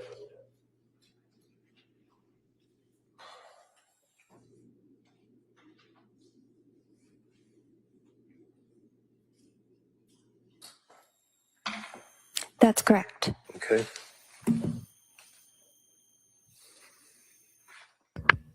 She's so far away. You have to wait till Reddington gets close to her. Okay, here I can take a picture of her. Hang on. Oh, hang on. Reddington has to get out of the way. Hold on. Reddington's in the way. Hold on. I'm sorry. I'm sorry. Hold on. And would you agree with me Okay. It's still, it's a bad picture. It's a bad picture, but I will put her picture up. that 1 second. symptomology of mania, especially when incurred or encountered by a woman within the postpartum period, that's one of the symptoms, is being disoriented, right? Not necessarily. How about maybe a little bit? Could be confused if you're manic. Yeah. How about forgetful? That's an issue, isn't it? Not necessarily a symptom of mania. Okay. I'll move. Oh, no, I'll How move me over about here. not connected to her body? What does that mean? I'm not sure what that means. So if you have a patient who's coming to see you, who's indicated the day before that she has the panic symptoms, disoriented, forgetful, not connected to her body, wouldn't you ask her what she meant by that? Yes. Okay. So when you saw her on November 29th, you diagnosed that she had postpartum anxiety, right? Mm-hmm. Adjustment insomnia, right? Correct. And when you met with her, you noted that over the last 2 weeks, you asked her about how she had been feeling, and she said she was feeling nervous, anxious, and on edge. She said nearly every day, right? That's November 29th. That would be under screenings. Yes, she was. I would give you a page number, but they don't give us page numbers. She told you, and you can pull it up if you have it there, that she was not able to stop or control worrying, and that had been for several days at least, right? Correct. And she was worrying and stressing about things, worrying about different things every day, right? Nearly every day, yes. Couldn't relax nearly every day. This is a questionnaire form that you have, right? Yes. Being so restless nearly every day, correct? Correct. Asked if she was annoyed or irritable, and she said not at all, sure, like she didn't believe that she was a person that would be irritable or angry with people, right? Yes. And then feeling afraid as if something awful might happen, and she got that GAD-7 score of 14. Is that correct? Correct. So what does a GAD score of 14 tell you on November 29th? Moderate anxiety. And then you ask about in the last 7 days, trying to get a history. She denied, definitely not so much now, that she was able to laugh or see the funny side of things, right? Right. And that she was asked, is she looking forward with enjoyment to things? And she responded, hardly at all, right? Yes. Blaming herself when things go wrong. She says, yeah, some of the time. Yep. Yes. Anxious and worried for no good reason. Yes, correct? Yes. Scared and panicky for no good reason. Yes, correct? Yes. Then they asked if she felt sad or miserable, if she was a miserable person. And she said, no, not at all, right? Right. Did she indicate that on that day, you gave her the EPDS Edinburgh test, and she had an Edinburgh score, as we said, of 17, right? Yes. All right. And then the medications that you prescribed to her, we've already got an evidence. The jury will be able to look at the actual scripts in the exhibit without going through every single day. The next time you saw her was November 30th. Is that right? I messaged with her on November 30th. Yes. Okay. And you indicated that if you're not sleeping well with Valium, no need to continue it. I'll prescribe a short taper. And you went on about tapering and 5 milligrams of Valium to 2.5 milligrams and no benzos. And That was not on November 30th. okay. Does it say on the record, are you looking where it says patient message in the perinatal behavioral health program of South Shore Health, November 30, 2022? Yes, I'm looking at the messages. Okay. So is it a different date that you sent that message? It says November 30th on it, right? I just don't know internally if you guys have different. Oh, I understand. Oh, at the top it says November 30th. Yeah. more specific, it'll say Okay. the dates, but the header will say November 30th. So I understand. Okay.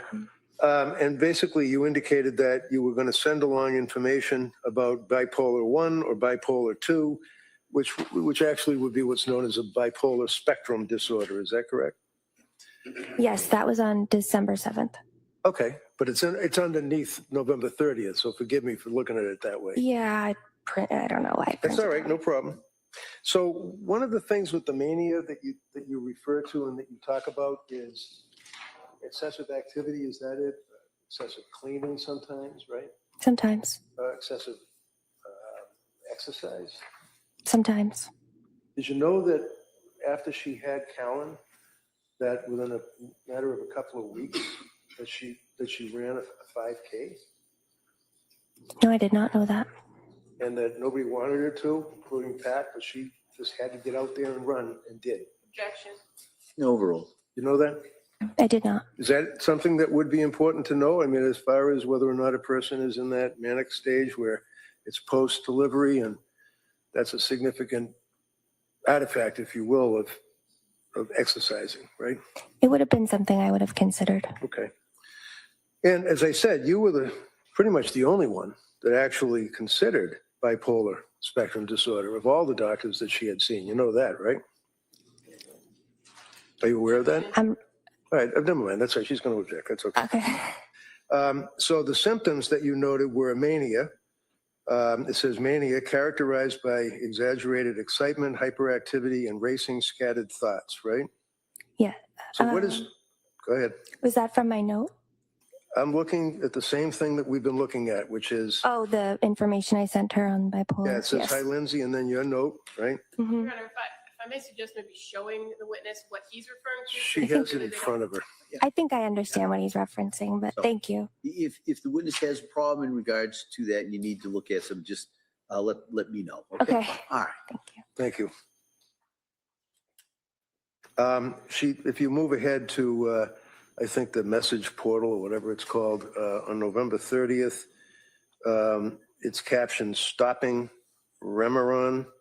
And then Yes. okay, you're with me. And it says, no, this would go to the fact that she was still not sleeping. It was a huge problem for her, right? Yes. And she told you in her message thing, no, the weird thing is I don't feel tired at all. Correct. And that's one of the things that you had told us earlier is a symptom, correct? Correct. A person that is not getting sleep but doesn't feel tired. Correct. What is the symptom of? It's a symptom of mania that we look for. Okay. And when we looked for that mania, did you notice that? And did you factor that into your diagnoses? Yes. Okay. How many times, if you recall, did Pat come with his wife to meet with you? Was it 3? He came to a visit once. I believe I spoke with him and Lindsay on the phone twice.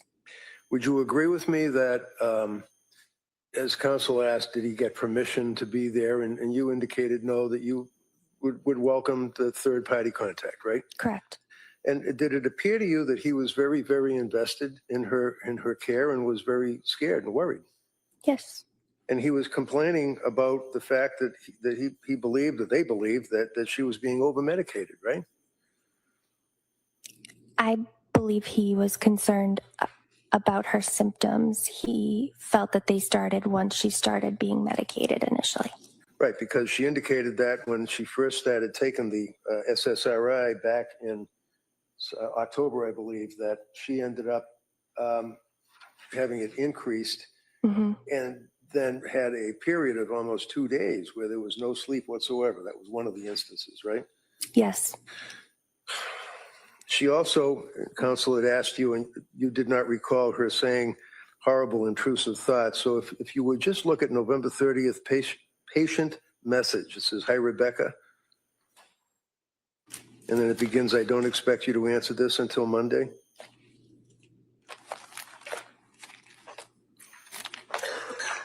I see that. Okay.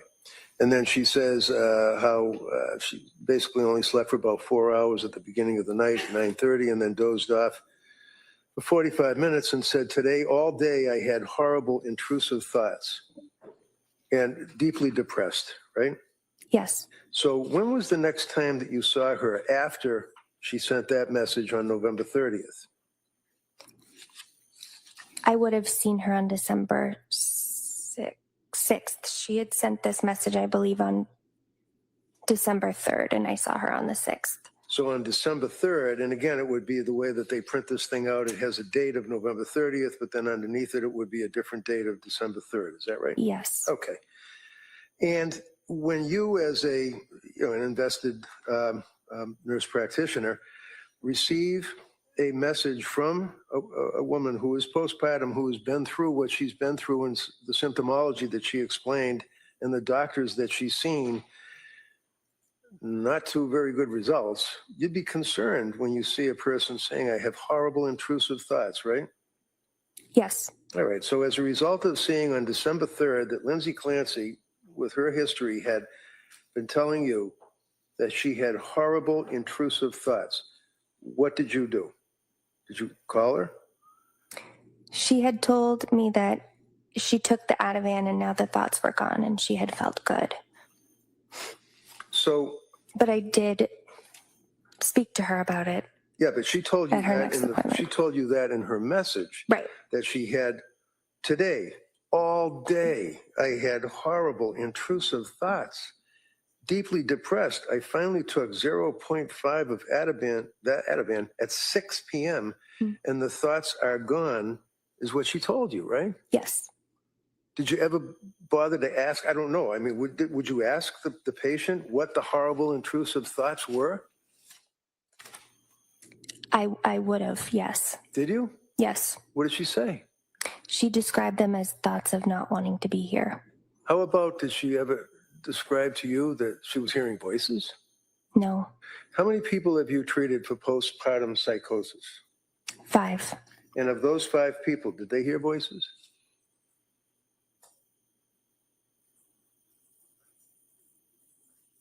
Not all of them. How about some of them? Some of them. And that's a real thing, isn't it? Yes. And visual hallucinations likewise? Not all. So with the voices, that would be an auditory hallucination. Yes.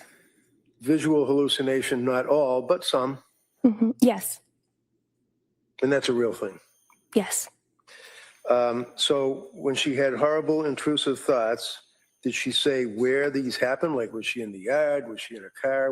Did you ask her where and what? Or was it just that she just didn't want to be here anymore? It was more that she didn't want to be here anymore. Okay, did you ask her what that meant?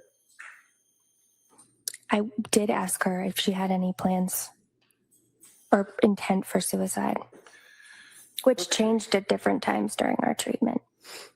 So on December 2nd, you have received you sent I'm going to be right back, okay? to Lindsay and said, keep going. Meaning what she was telling you in a prior I'm still communication. listening. It sounds more like depression than side effects. That would be of drugs, right? Correct. It is not uncommon for me to hear, and then you quote, I have never felt anything like this before, end quote, or quote, I just don't feel like myself. All of this sounds like postpartum depression. Is that correct? Correct. All right. Now So they're saying, she was expressing all of the now they're saying I'm restricted. Why? Because I made this picture bigger? TikTok. Oh my goodness. Really? All right, people. It's going to be what it's going to be. We're just going to roll with it. I'm sorry. I'm doing the best that I can. the symptomology of depression, what you believe would have been side effects, and you indicated that at this point, while you're working through it, this sounds like postpartum depression, right? Correct. And what would the symptomology of, what does postpartum depression mean, and what is its effect on a patient? Postpartum depression is like depression at any time during a patient's life. However, there are some unique considerations.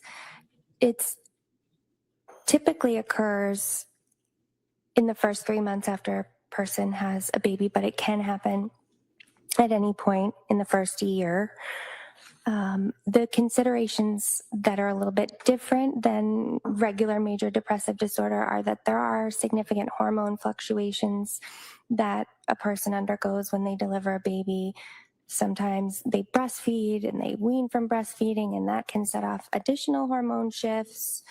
And it tends to be a very anxious presentation. And obsessive thoughts can occur with greater regularity in postpartum depression than they would with major depression outside of the postpartum period.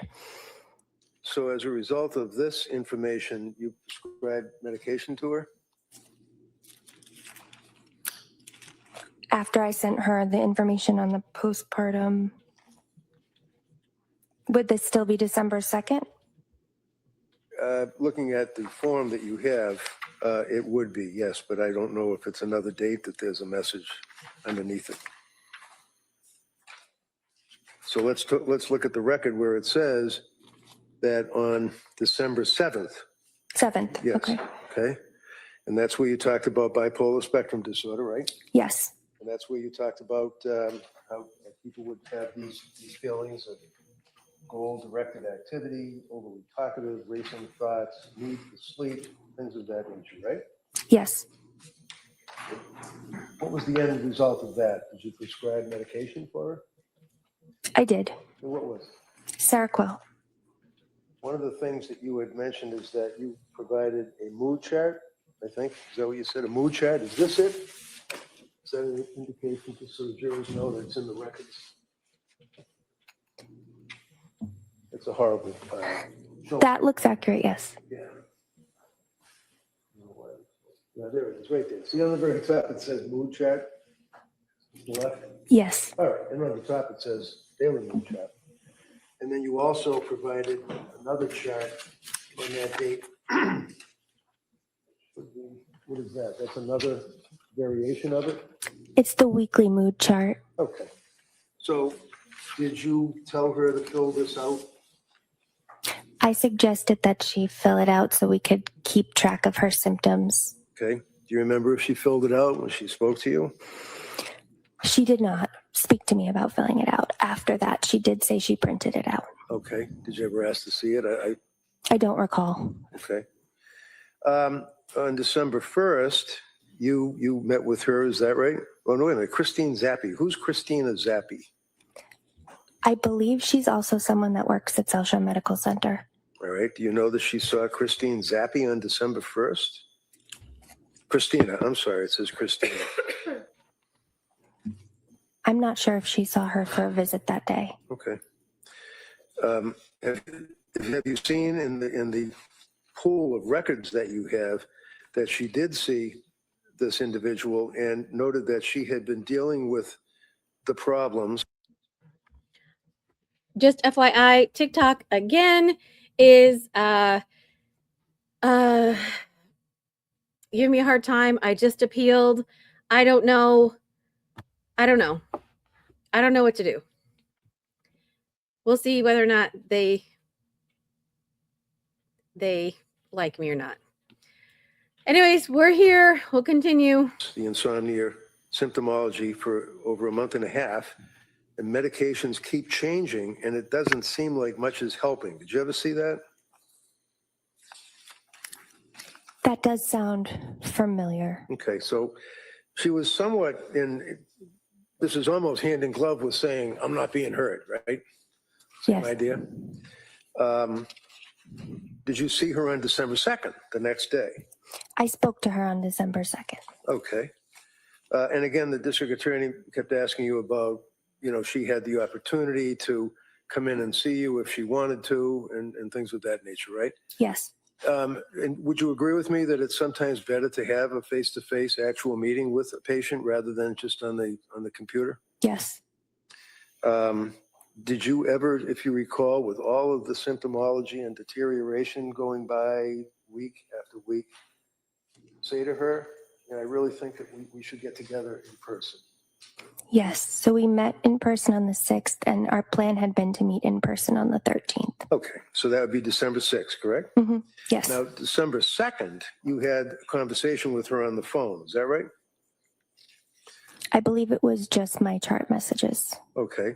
So you see on where it says, again, it's got the big black letters, December 2nd, 22, and then underneath it, it says behavioral health history. Can you find that on your records? If you don't, that's fine. That would be the time that she indicated that she had been to the ER for anxiety symptoms as well as insomnia and heart palpitations. You remember that? I don't see that. Okay, well, then let's get it. Do you have access to other staff notes and records, right? I do. I only brought my own. Okay, with me. okay, that Yeah. answers that. So if I approach you, Yes. Can I see what you're showing her first? Sorry. sure. Let's look at it.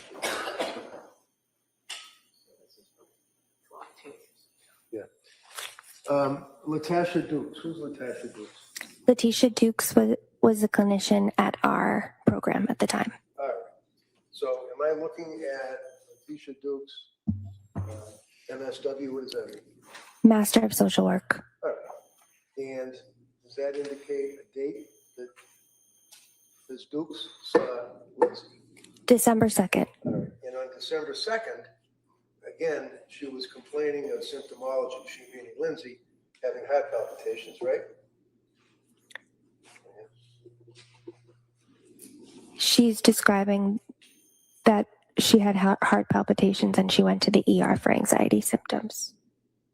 Okay, so the answer is yes. Yes. Okay, so Yes. and that she then went to the ER, and per a patient's report, she has an addiction to Ativan, and that's why she can't sleep. And she also noted had weight loss, right? Correct. And panic attacks, right? Correct. So she's got a fear that she's on the benzodiazepines by script that she didn't want to be on, and she couldn't sleep, and she was losing weight, and all the other symptomology that we talked about, right? Correct. And that's in December. Yes. December 5, Nicole Hayden Francis had a chance to speak with Lindsay. And at that point, there was a recommendation that she might want to try INPT LOC. What does that mean? Inpatient level of care. Okay. And that would be Nicole Hayden Francis, who's a nurse, was telling her that on December 5. Yes. Now, and again, I know you don't have the records from Letitia Dukes, so if I may approach. You may.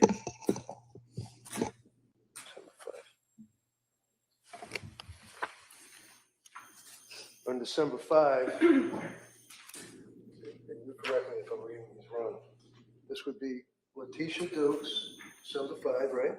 Correct. Okay. And on that occasion, Letitia Dukes notes that she called Aspire Crisis Support, she meaning Lindsay, right? Yes. What is Aspire Crisis Support? Aspire is the community mental health program that operates the local 24-hour emergency services program for psychiatric emergency services. Okay. So when I say you collectively, I mean psychiatrists, nurse practitioners, RNs from in the psychiatric world, tell patients that are in crisis that if you feel that you're going to have suicidal ideation or anything, you should call these numbers, is what you people will give them, right? Yes. All right. She called Aspire Crisis Support, not once, but twice, right? If you know. I'm aware of the one time she called. Okay. But she was not given any help at all by Aspire, whoever they are, right? I'm not aware of that. Well, it says right in the records from Letitia that she met with an Aspire clinician virtually and was told that she did not meet the criteria for inpatient treatment due to not having an SI plan. What does that mean? They just told her you're not laying on the ground with your throat cut, so we're not going to be able to help you? Can't speak to what they told her. So Aspire then recommended that she start or go to a day program. Is that correct?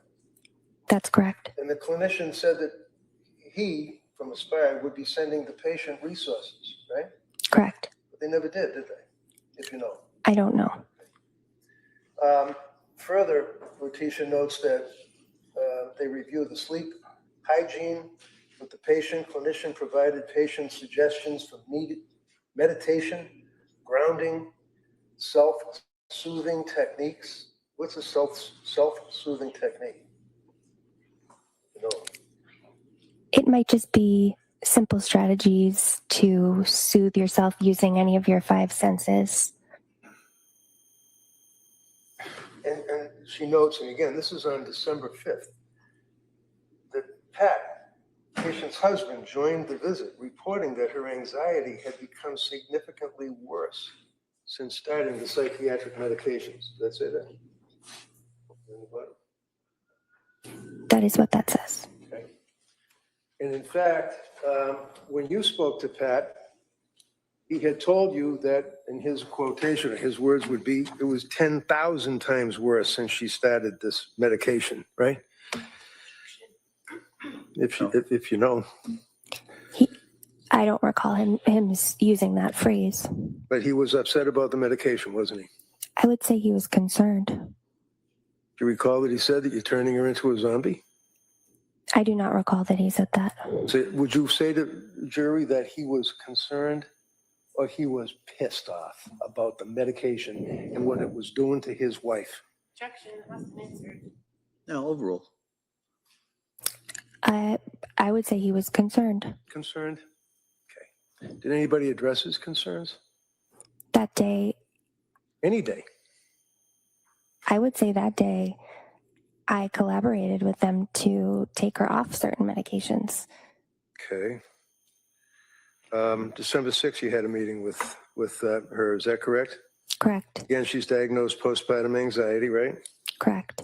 Her EPDS score, as a result of being administered the Edinburgh test, was at that time a 21, right?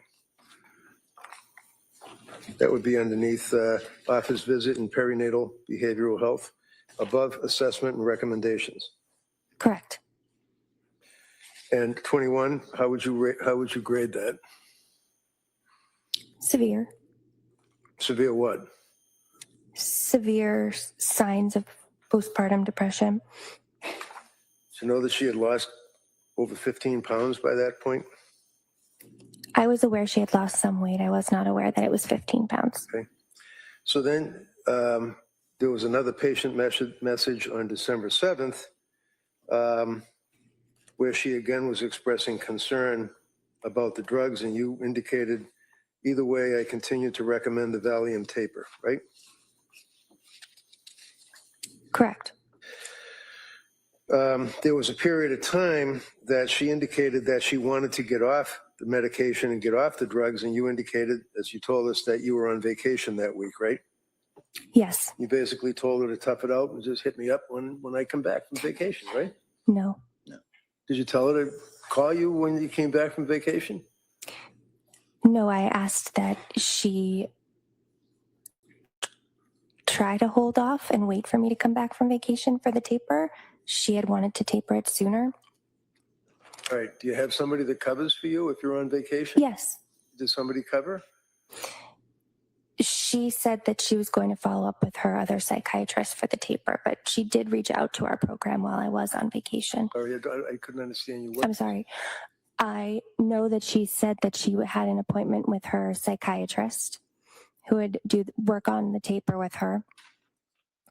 And I do know that she was in contact with other providers at our program, including Letitia Dukes, while I was on vacation. And Letitia Dukes is a social worker, is that right? Yes. Okay. December 9th, there was another telephone encounter, it's called, right?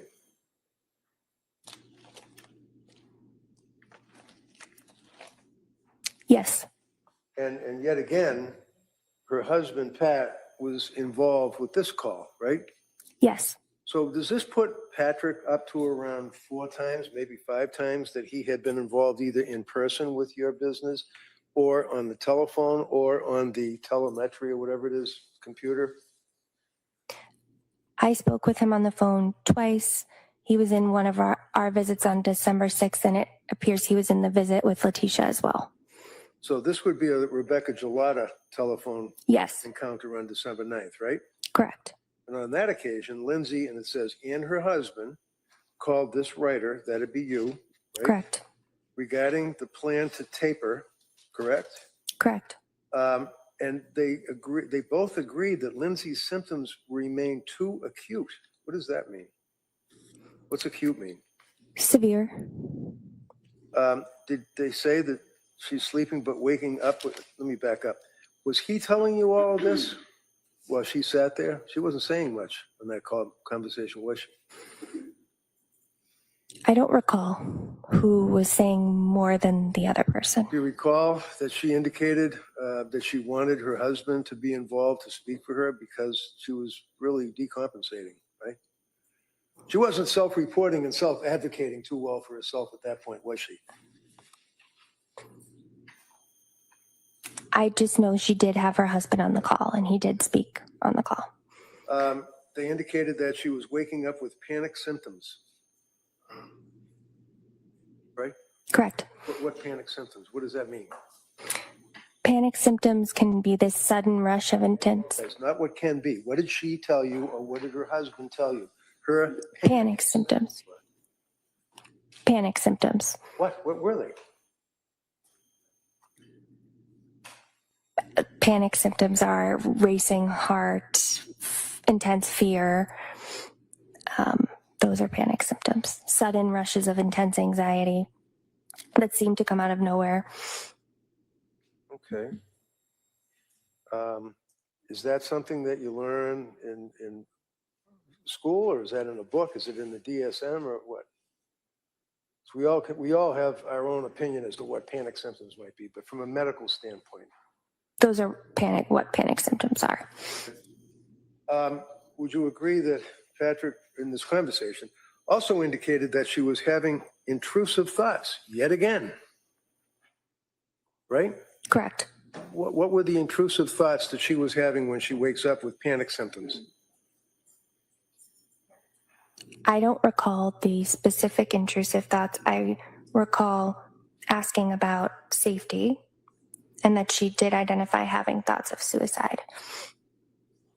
Well, Patrick told you that she has thoughts of suicide, right? Lindsay as well. Okay, so I'm asking you what you, as an invested healthcare provider, told this woman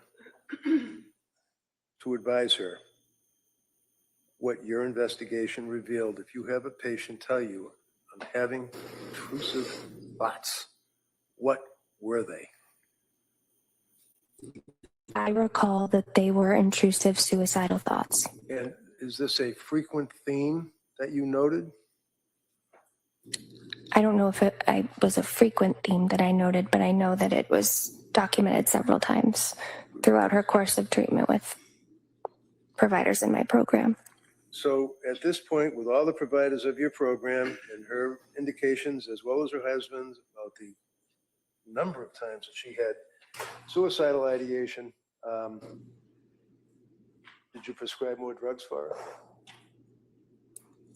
At this occasion, I prescribed Valium. You bumped her up to Seroquel to 400 milligrams, didn't you? Yes. Did that help? How'd that work out? At 200 milligrams, she was able to sleep. So I felt that the manic symptoms in her mixed presentation were alleviated at 200. So on December 12th, she sent you one of those messages. Thank you, Rebecca. December 12th.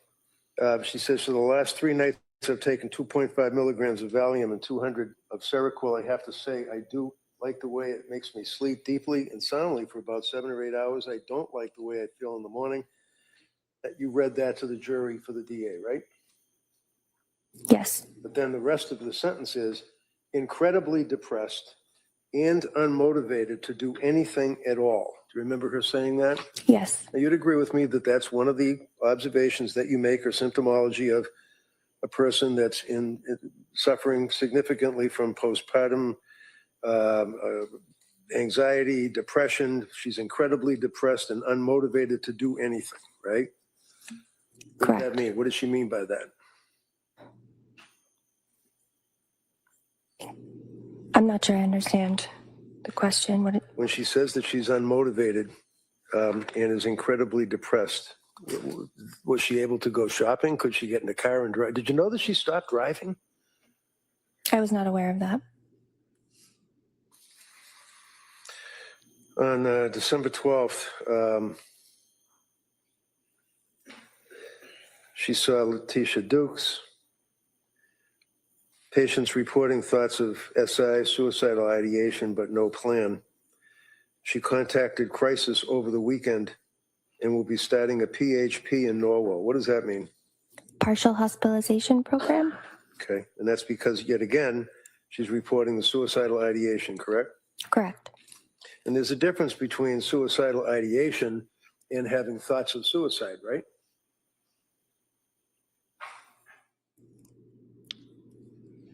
Under the DSM, is there? There's a suicidal ideation can be a spectrum. Okay.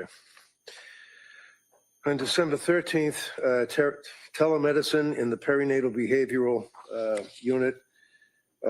Again, there was a concern about suicidal ideation, and her look underneath Edinburgh postnatal depression scale, if you have it, was now 20.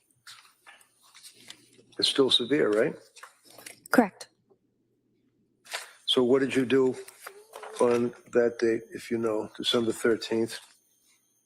I recommended that she continue Seroquel 200 milligrams and Valium 2 milligrams. December 19th, telemedicine with Letitia Dukes.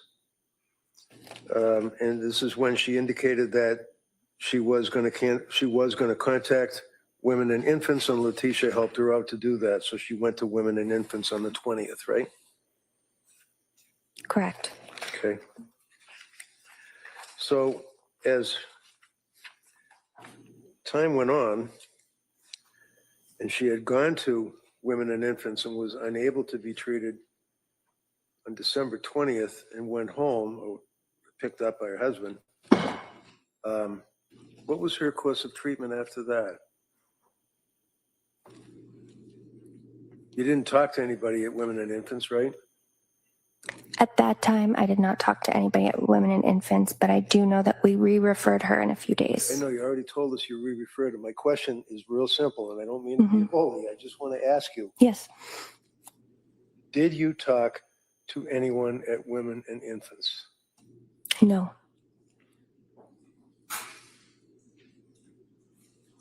So as I read the record, which is an exhibit, Women and Infants, December 20th, differential diagnosis, concern about medications, reaches out to Rebecca Gelada, no return call from Gelada. You don't recall that. You don't know what happened to her after that, do you? Other than going to McLean. I know that she went to McLean. Right. Do you know when she went into McLean? At the end of December, early January. Okay. Did you review the McLean records? Because you have access to them, right? I do not have access to them. You don't. I don't. So if you're treating a person for all of the stuff that we've talked about, and it's now apparent that things have decompensated so bad that they have voluntarily admitted her to a locked ward in a mental institution, is it important to Rebecca Gelada to find out what the diagnosis and treatment was of their patient? Yes. Did you find out?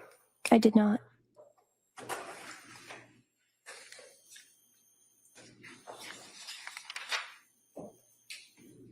And anytime you called it an ROI, anytime you needed a release of information, such as a HIPAA release, she would have signed it, right? Objection. Overall. Would have. You have no reason, Calling speculation. well, not hardly. I'm going to allow that. The jury can weigh that. You can explore that on cross-examination. Redirect, I'm sorry.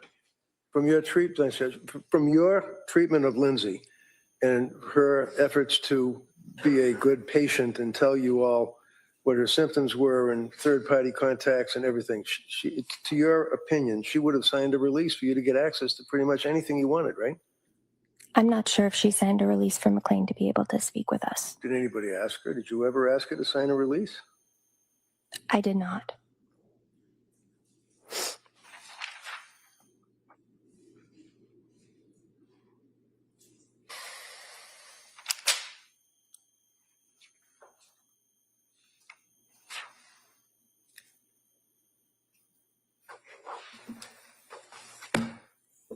That's all I got, Your Honor.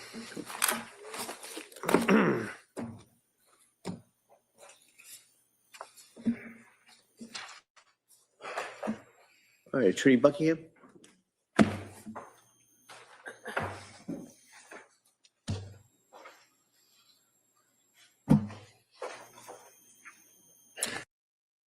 All right, before she goes up. So you guys, I don't know if you saw, Liz had asked, is it common in cases like this to ask questions that witnesses don't know the answers to? And I keep telling you that both the prosecution and the defense are asking questions of witnesses that they may or may not know the answers to.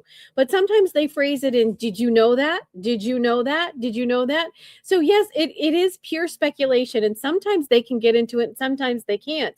I was just about to say, no, he really shouldn't get into it. And then the prosecution got up and argued. And then he said, he not hardly, right? Then the judge said, yeah, you can answer it. So it is, I told you, this is kangaroo court. Welcome. This is not normal. This is not normal. I don't know why these things are being allowed in. It baffles me, but Liz, you caught it. You know. You caught it. Probably not, but he did it anyways because Reddington just does whatever he wants, right? Okay, let's begin. Mr. Lotta, Lindsay Clancy was only a patient at the South Shore Perinatal Behavioral Health Clinic between November 20th and December 13th. Fair to say?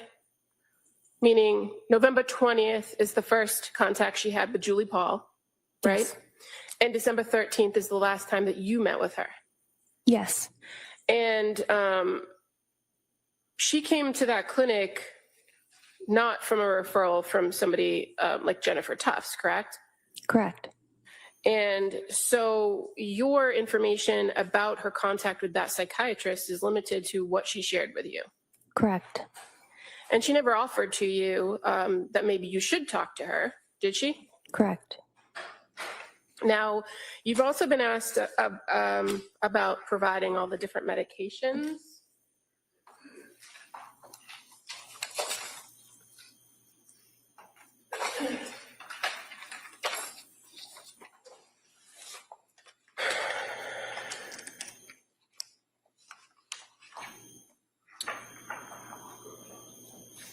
And if I may approach with Exhibit 1, please. Yes, you may.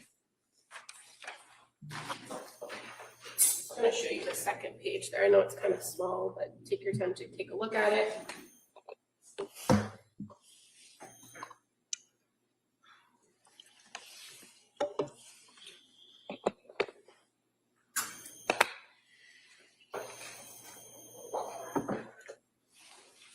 Do you ever see on there that you prescribed any medications to Lindsay Clancy in January of 2023?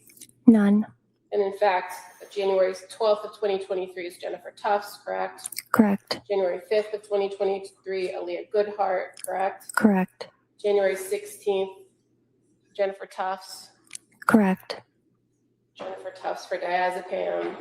Jennifer Tufts for diazepam. So, okay, I was hoping she was going to correct this. Reddington was wrong, and I knew that he was wrong because I remember Gelada saying after the end of December, she didn't see her again. So why these medications that were prescribed to her were under her name versus the ones who prescribed it was very odd to me. So I don't know why that got muddled up, but I'm glad she corrected the record for that. I mean, because honestly, if you don't want something attributed to Dr. Gelada that she didn't actually do, so let's correct it. your last prescription filled It's December 22nd, 2022. Correct. So when counsel asked you about this chart he was reading from, Yes. you would agree with me, this record from CVS is what you would generally see when you pull a patient's prescription lists. Yes. And as far as the going back through some of the medications, and you were read by counsel about on December 6th and 7th, prescribing the same medication, is it common that you would change prescriptions to adjust for dosage? Yes. And when you start some new medications, do you give somebody an automatic 30-day supply if you're not sure if that's going to be the course of medication? Correct. So sometimes you're prescribing things at kind of odd dosages, right? Or odd number of pills. Yes. So on December 6th, for the diazepam, you actually prescribed 1 pill. Yes. And then December 7th, 2 pills. Yes. And then December 9th, a 5 milligram dose, 8 pills. Yes. And then on December 30th, I think it is, 2 milligram dose, 7 pills. Yes. And then the Seroquel as well. On November 30th, when you first prescribed that at that low 25 milligram dose for insomnia, she was given 30 pills. Yes. And then when you changed the plan as of December 7th, you had to give her a new prescription for a higher dose, didn't you? Yes. So that's the 100 milligrams at 22 pills. Correct. Now, when you adjust the dosages or adjust the number of pills, do you give specific instructions on how to take the medication going forward? Yes. Do you expect the patient to follow those instructions and disregard the previous prescriptions? Yes.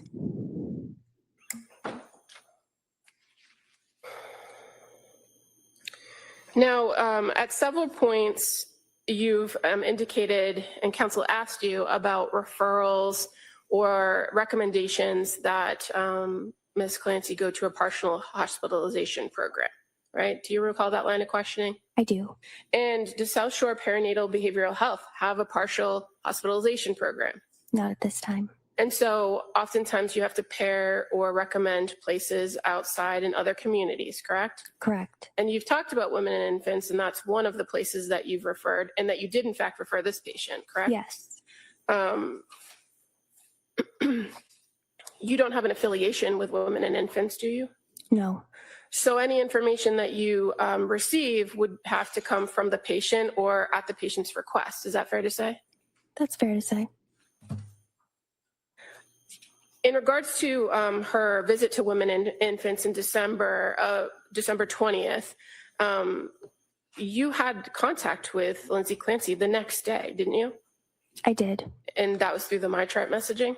Yes. And she explained to you what happened at Women and Infants. Yes. She gave you details about what they told her, that she wasn't going to benefit from the groups, and that when she told them about her medication history or medication issues, that they believed that she should come off Seroquel. Yes. So while you don't have the records of the diagnosis, you had a report from the patient about what they were recommending, didn't you? Yes. And as a result of that, you started a conversation with her about tapering Seroquel, didn't you? Yes.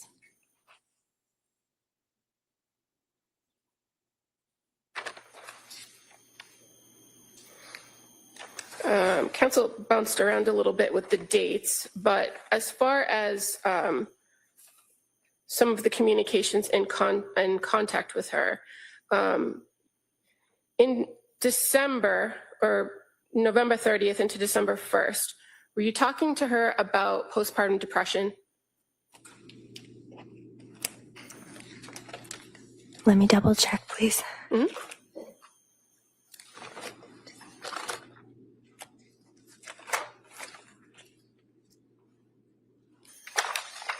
I was. So that's when you sent the information in the mood chart, right? Yes. So that's November 30th, December 1st. And now by the time you get to December 7th, after having pretty significant back and forth communication with her. Now you're talking with her and giving her some information about bipolar, correct? Correct. So upon her presentation at the clinic and her initial focus of treatment, it was for postpartum depression and anxiety, was it not? Yes. And as you began to have more contact with her, as you began to trial different medication regimens, is that when your differential diagnosis started to emerge? Yes. And you responded to that appropriately with the medication you recommended, right? Yes. That's why the titrating of Seroquel became a conversation. Is that fair to say? Yes.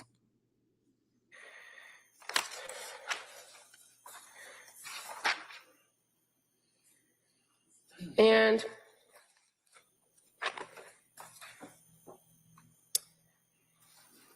when you, after the Women and Infants program on December 20th, you didn't see Lindsay Clancy again in the clinic, did you? Either telehealth or in person? No. And the only contact you had with her was through the messages about the plan for tapering, correct? Correct. And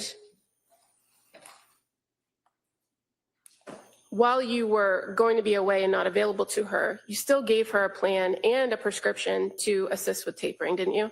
I did. Was your clinic or your colleagues still available for her if she needed it?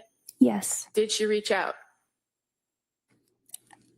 I believe that either she or Patrick did reach out on December 30th. And that was for a higher level of care recommendations, right? Correct. But as far as issues with the taper, did she reach out to you or your colleagues about issues with the taper? No. Now, counsel went through with you a call in which Patrick and Lindsay, or Lindsay, indicated to you that she was having panic symptoms and intrusive thoughts. Do you recall that? Yes. In that call, did you contract for safety? Yes. What does that mean? It means assessing immediate safety. For example, not to speak in hypothetical, but if somebody was saying, I have a plan to kill myself, I have a knife, I am calling 911, I am sectioning that person. If somebody's saying, I'm having thoughts of suicide, okay, what are they? Do you have a plan? Do you have intent? What I recall from Lindsay is she was having thoughts of suicide. She did not disclose a plan, no intent, and her husband was aware of this as well. He was on the call. And in fact, in any of the times that you met with or had messages with Lindsay Clancy and she talked about intrusive thoughts or suicidal thoughts, did she ever articulate that she ever had a plan? No. Or that she ever actually had any intent of completing the act? No. And you're aware that she did have support in the way of her husband and her family, didn't you? I was aware of that. And again, intrusive thoughts, when a person tells you, a postpartum mom tells you they're having intrusive thoughts in your training experience, in the times that you've treated moms with postpartum depression or anxiety or even psychosis, that's a fairly common complaint, right? Yes. And again, depressed and unmotivated, fairly common to hear those from new moms. Yes. And in your experience in treating individuals with postpartum psychosis, whether they hear voices or not, did you ever have any concerns based on your contact with Lindsay Clancy that she was suffering from postpartum psychosis? I did not. I have nothing further. Well, it appears as though she was, doesn't it? Objection. Hold on. Why don't we do this? Why don't you get over there, Mr. Barrington, if you can, go ahead. Let me ask you a question. I'll refer it. All right. Anything further? All right. You can step down. Thank you. Thank you. All right. Counsel, could I see you over sidebar? All right, they're probably going to be done for the day. It could be for language, who knows? But so here is my point. CBS and a couple of other news stations are doing this live. So you're doing the same coverage as them. They're not getting dinged. Why are we getting dinged? And am I the only one getting dinged? It's not really a sidebar per se. I think they're going to be done for the day, just FYI. It is 3:44 their time. You know they only go until 4 o'clock. So they're probably going to be done for the day. Miss Rivera, you said for what time this is? I don't know. Erica, I don't think I'm for 18 and older. Maybe that's the issue. So maybe I need to do that. I don't know. So when I go, I do it really quickly. So I don't know. So maybe I should do that. But I wasn't dinged at all yesterday or like the day before, remember? So if you were joining me and I had the pictures of the people next to me, I wasn't dinged for that. And then yesterday we streamed it. So I don't know. I'll look into that. Thank you. That's a great suggestion. I appreciate all your suggestions. I'm new to this. I'm trying to figure things out. I appreciate every one of you. We're just waiting for them. It's still live, just FYI. We're waiting for them to come back to make decisions on what we're going to do. Yay! The live is frozen for you. Oh, well, hang on. Tomorrow at 9 o'clock, the whole, looks like I found. All right. So we're going to break for the day at this point.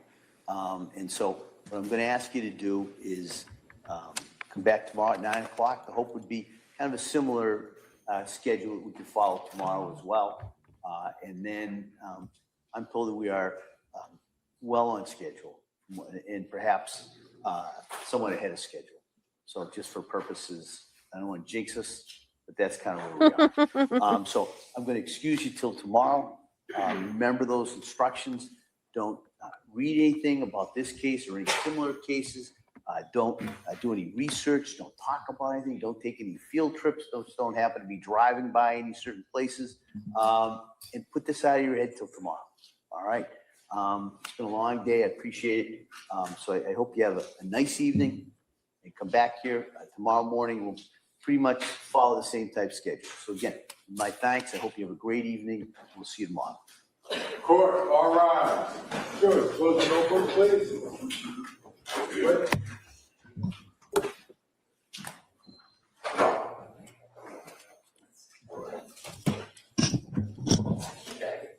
All right, we're just waiting to see if they have anything else. Probably not, but you never know. You never know if Kevin Reddington's going to say or do something. Never know there's a hot mic. You don't want to miss a moment.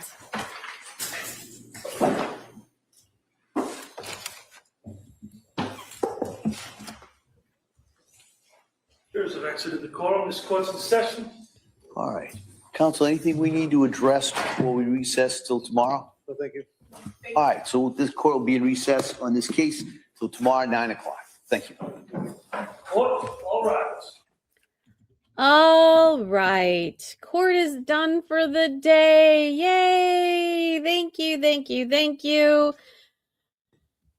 No, the jury is not sequestered. The jury gets to go home every day. They get to return every day, but they are not supposed to read, engage, listen to, drive by the house, drive by the locations. They're not supposed to do any outside research. Now, he doesn't state that specifically, but we all know those are the rules. And if they do, it's not good.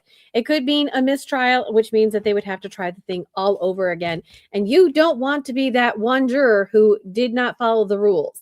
Now, remember, they do have 18 jurors. So in case one person does mess up or something happens, they can put them in. At the end, there will be 12 jurors who get to decide this case. So the extras, I think they're going to release them. That means that they're done, but I don't know. Sometimes they don't. Sometimes the jurors are in one room deliberating and the extras are in another room just sitting there playing tiddlywinks. And then if something happens to one of the original jurors, they pluck the one from over here and bring it over here, and they start all over again.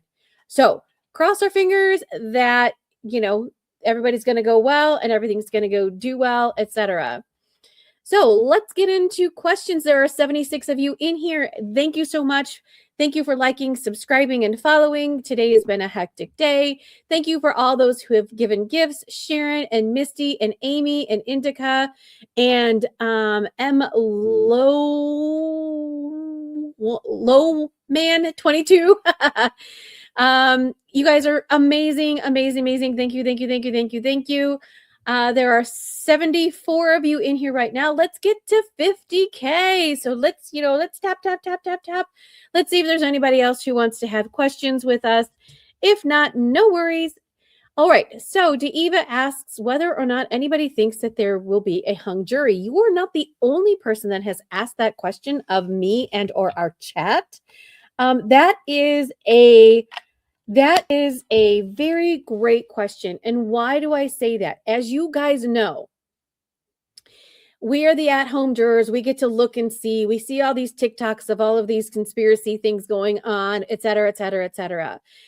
If by chance there are jurors that are on this panel that are confused and or they feel, because there's some that are say she did it, right? She did it. She goes to jail. There are some that say, nope, she was overly medicated, overly tired, was misdiagnosed. No, she needs to go to the prison hospital. So is there a likelihood that there would be a hung jury? The answer is yes. To me personally, I hope that that doesn't happen, because if it does, then the state could try her over again. And I just feel really bad for Massachusetts right now. Taxpayers are footing the bill of a lot of things happening. Karen Reed, if you know, you know. So, and not only that, but Patrick needs closure. The Clancy family needs closure. Lindsay needs closure. And just remember, it is still all about the children. It's all about the kids. And we're not forgetting that. All right. So how many more days until they decide? Well, that is a great question. They said this trial is going to be anywhere from 4 to 6 weeks. We are right in the middle of week 3. They keep saying that they are well on schedule or even ahead of schedule. Does that mean that they're going to be done in 4? Does that mean that they're going to be done in 5? I don't know. It depends on whether or not Mr. Reddington continues to add witnesses to his witness list, right? How many more TikTok peoples can Mr. Reddington bring in to trial? Yeah, so let's see. Does anyone know if there is a written timeline of medical prescribing? That's a great question. So, sweaty and annoyed. Just FYI, there will be some experts that come in, and you're gonna hear it on both sides. The defense might have an expert that's going to come in and say these were well prescribed within the limits and everything's good, and these doctors did nothing wrong. Then you're going to get something on the defense side that said these were not in normal limits. This was definitely over medicated. But here, I want to put this bee in your bonnet.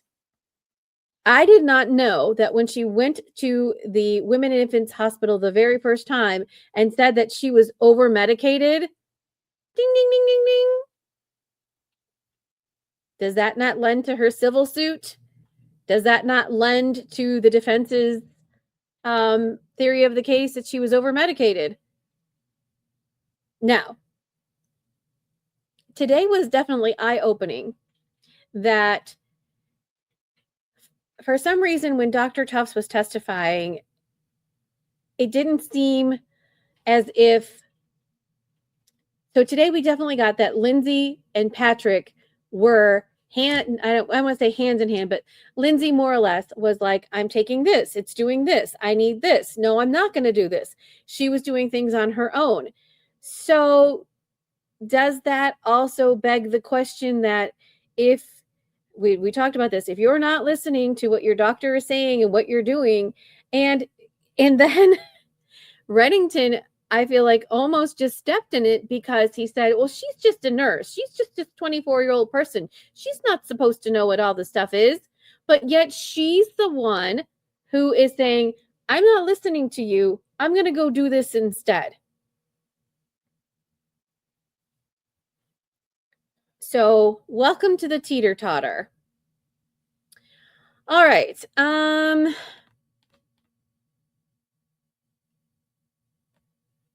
I don't know what you guys are talking about. I don't believe that they made a decision. Some talk about voir dire. Yes. Oh, if you're talking about the TikTok lady this morning, if you missed the hearing, the as I've stated to you before, the judge is very apprehensive about who can come in and who can't because he was just reversed from the Supreme Judicial Court of Massachusetts. That's the highest court of Massachusetts, not the highest court in the land.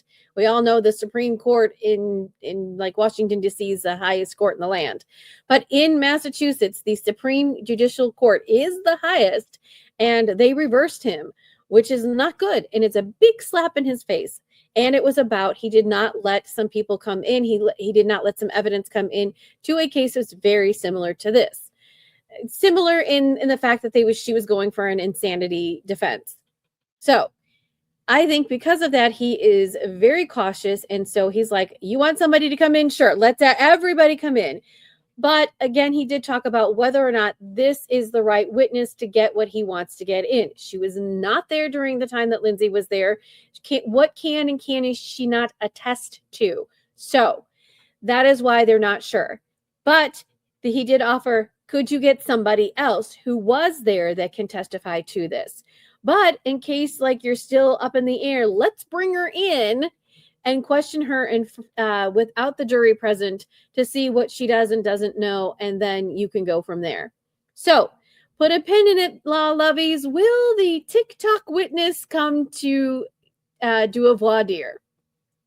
And if you don't follow me and you're not subscribed and you are not having your notifications on, what are you doing? Because once we have all that information, I will let you know. I'll let you know.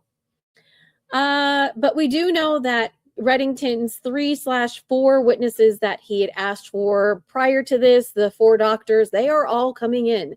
Dr. La Posada, Condi, Volvovich, and the other one. I can't think of the top of my head who it is. They're all coming in. I definitely think her doing what she wanted will affect the civil cases. It will and it won't. Like that will be a big point that they're going to bring up. But I think, again, once we get into the civil cases, it's a different 180. The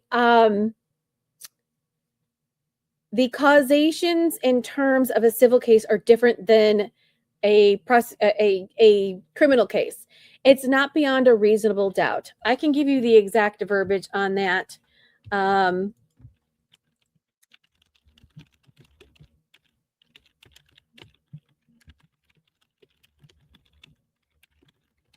then I also need to see what they're suing for. I believe it is medical malpractice. I believe that's what I saw because I haven't read it so far. There's a term and it's not coming to me at the top of my head.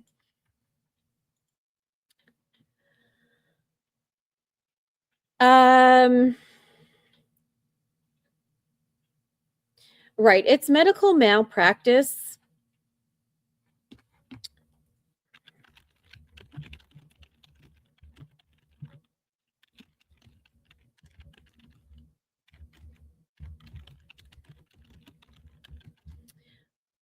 Let's see if I can get this to answer.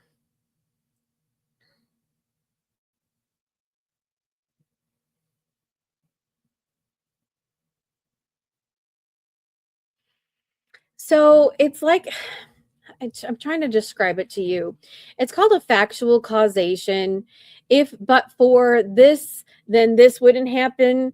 There's also a substantial factor test. When multiple separate actions blend together to cause a single harm, making the but-for test unworkable, the court asks if the defendant's specific action was major, substantial contributor to the fact of the outcome. There's a lot of nuances. There's a lot of legalese in that, but we'll get into, we will, when you want to deep dive into that, we'll deep dive. And when I say deep dive, we're going to talk about legal terms and what these legal terms mean, because, yeah. All right. So what do you guys do? Oh, you're going to go file Emily Thorndike. Yeah.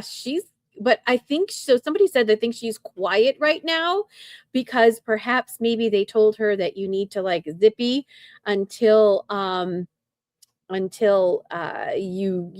they decided what they're going to do with you. So if you plan to go over there and she's not doing anything, don't be surprised. Liz, I'm not sure what you say. What role do they play? I truly believe the doctors she visited did the best that they could with Lindsay. They should get millions. Oh, you want a deep dive, Marissa? Oh, you were in the right place. I am the deep dive queen. I will go and dig and dig and dig and dig. We will deep dive. We will go through both of those. So Patrick filed his earlier this year, and I know it's sort of what's called on the tracks. That means things are happening. When I say happening, there's motions going back and forth. So we need to see what those motions are. When you file a civil case, the first thing they do is they say they want the case dismissed. Duh, who doesn't, right?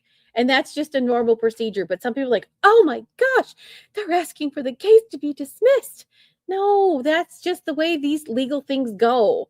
Did you miss anything good? Oh, Reddington was amazing. He had a couple of really snappy things that he said today to the prosecution and the witness. They were just little quippy things that he says. Some of them were under the last one.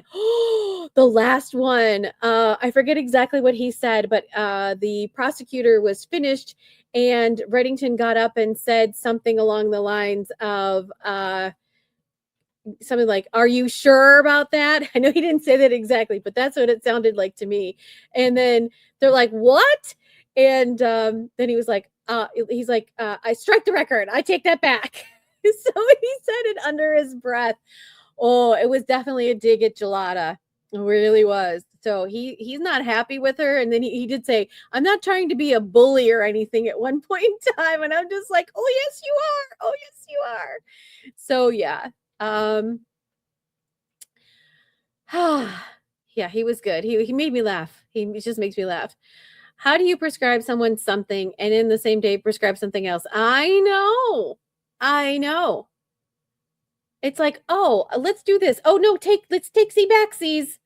And then she's like, no, take C-Baxies. You might as well just given her a bottle of Tic Tacs and said, here you go. Take these. Good luck, right? Good luck. Here's some Tic Tacs.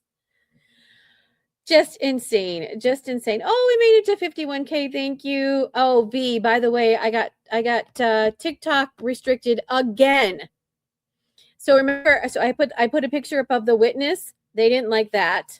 And then at one point in time, they were talking about a lot of like S things, and they did it again to me. I appealed, and they said my appeal was denied. So we're just going with the flow. Whatever. We're still going to do what we're going to do. And, I would venture to guess a lot of creators on TikTok, if they continue to get banned, they aren't going to be on TikTok anymore. Right? Or docs or whatever. Somebody said my term of docs wasn't correct. It's what I feel. And I'm entitled to my own opinions. I feel doxed. That's not the definition of dox. What's your definition of dox? I asked her. She didn't answer. So, whatever. All right. There was somebody on here who said that they were homeschooling. I want to talk to you. I forgot. And you're like bopping in and bopping out. And you said you were homeschooling. But that was a long while ago. And we couldn't get into it. We were in the thick of things. All right. So, tomorrow, who do we think is going to be on the stand tomorrow? We don't know. So, we did get through all of the doctors, but we did. So remember, we heard from the emergency doctor, right? We heard about the emergency doctor, Dr. Diaz, Remember, that person is in the civil suit. I will tell you who that is. I will spell it out for you. Are we going to hear from that person? I would say we most certainly should. If they called all these other people, they should call her. We have not heard from the two therapists, Letitia Dukes and the McAllister. All right. I'm going to mispronounce this. I thought it was Obadiah Diaz. Zobeida, then Diaz. Diaz.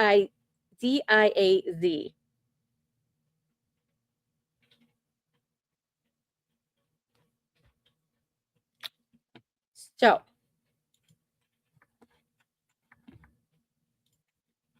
we haven't heard from her yet, or him. I think it's a her.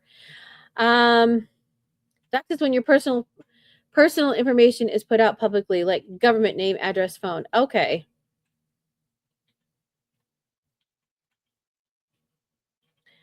Well, then what should I call it? Should I call it TikTok is restricting me? That doesn't sound very exciting.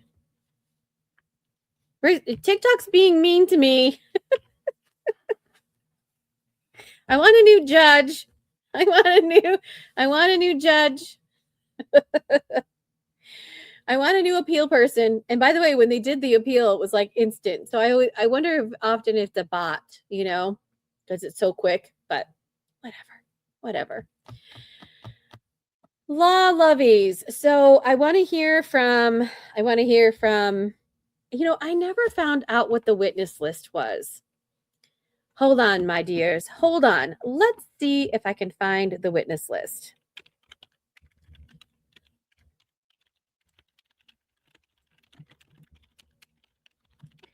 I'm not sure if I'm going to be able to find it, but we'll see. I might have to go onto the docket.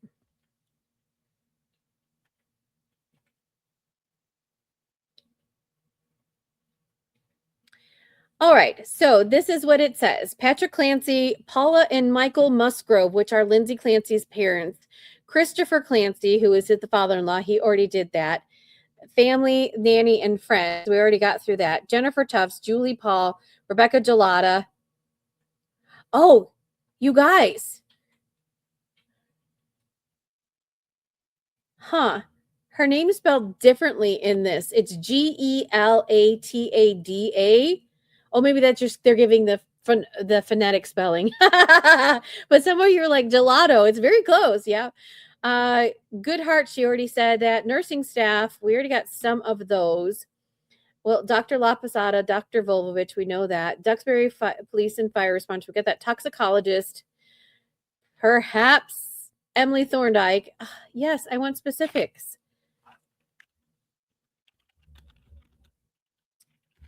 Let's just give me a general list. I want specific. Let's see if it'll tell me.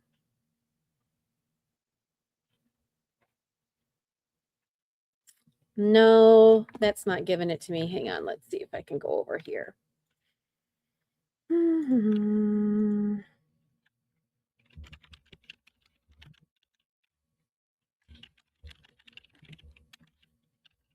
If not, I'll do a deep dive after we're done here, and I will go and see if I can find the witness list in her case.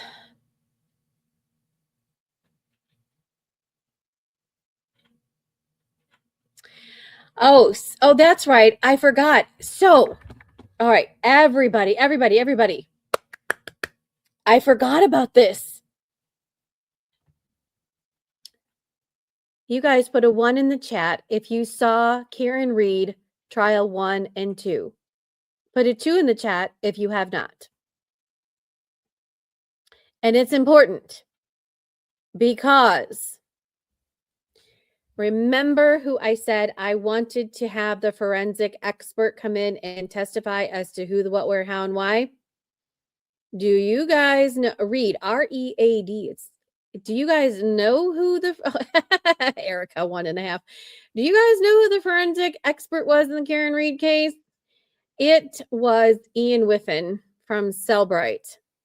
And there was a big kerfuffle in the Karen Reed case because one of the witnesses, Jennifer McCabe, Googled how long, well, she misspelled it. She wrote hows, H-O-S, how's long to die in the cold. And I think she spelled cold wrong. Doesn't matter. She says she Googled that at 6:20 something in the morning. But when you downloaded her information, it said she Googled it at 2:27 a.m., which lends to Karen Reed's theory that the House defendants did it versus her Google search at 6. It's a huge, huge, huge controversy. I cannot tell you. So they had to have, so Apple has their own proprietary software. Apple will never come and testify to what's on your phones and what isn't. A company, Cellbrite, who Ian Whiffen is, I don't know if he's a founder or something, but he's a bigwig there. He came in because that's who does most of the analyzations of people's phones. He came in to testify and changed up Cellbrite's information regarding that. So if you have an open tab on your phone, right, and you go to that tab to type something, for some reason the timestamp that it opened up is registered versus the actual time that you went to look at it. And that's what the controversy is. Did she open it up at 2:27? Did she open up at 6? So it lends to both sides, right? So he came and testified that they had to change. They literally changed it up. So now, and they deleted it. They deleted it. They deleted that sort of like error is what they were calling it. And it is huge. It's huge. It's like, here's the got you M weapon. Here's the M weapon. Nope, it's gone. We took it back. That is so huge. And so for them to do that, everybody, you want to talk about conspiracy theorists, everybody's like, oh my gosh, how could you go and just go ahead and delete that or change that? Like, who gives you the right to do that? And then now, like, everything moving forward, you don't have an answer to that question. Like, this is going to come up again. And so I'm just waiting for it to come back again. And so Ian Whiffen is, he's a character. If he comes to testify, he's a character. I will wait to see your opinions. If you haven't seen him testify, I will ask you to give your opinions. I don't want to prejudice your thoughts about him, but he's something. So he is slated to testify. Now, will he, just because they're on the witness list doesn't necessarily mean that they're going to come in. The prosecution and the defense can decide that they don't want to call them. So that will be very interesting. Again, I'm trying to see if I can find the witness list. I saw it a while ago and I just sort of put it out of my head and I didn't grab it. So I'm sorry. There's the defendant's witness list. I wanted to see if we can get the prosecution's witness list.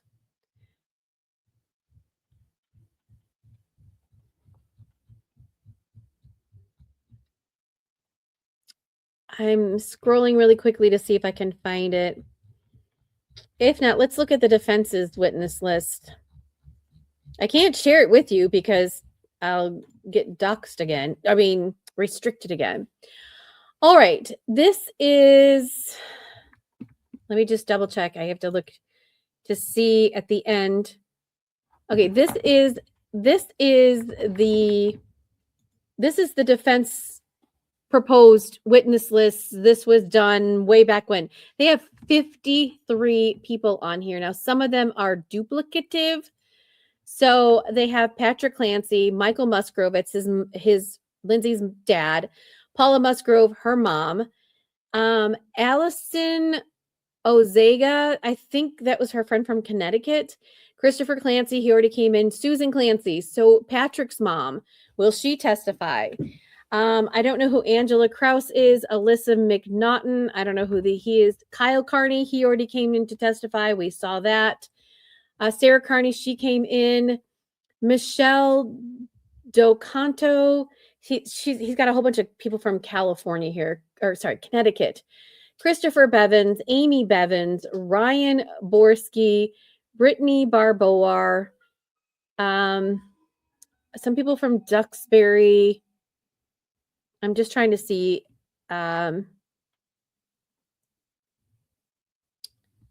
if there's like anybody that we would recognize. All right. So his own private investigator, Robert Jones, that he was talking about this morning, he may be able to be called to be testified. All right, here are the doctors. Dr. Philip Resnick, Dr. Zeisel. Dr. Zeisel is going to be fabulous. Wait for him.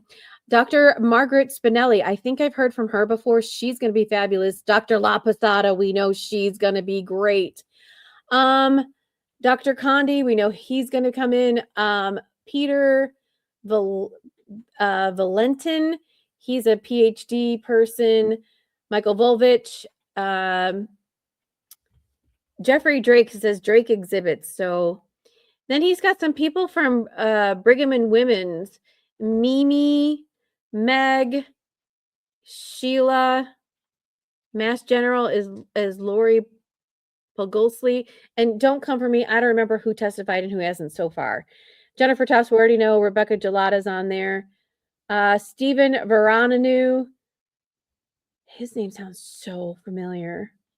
Brittany Lyman and Jennifer Shannon and a couple of others.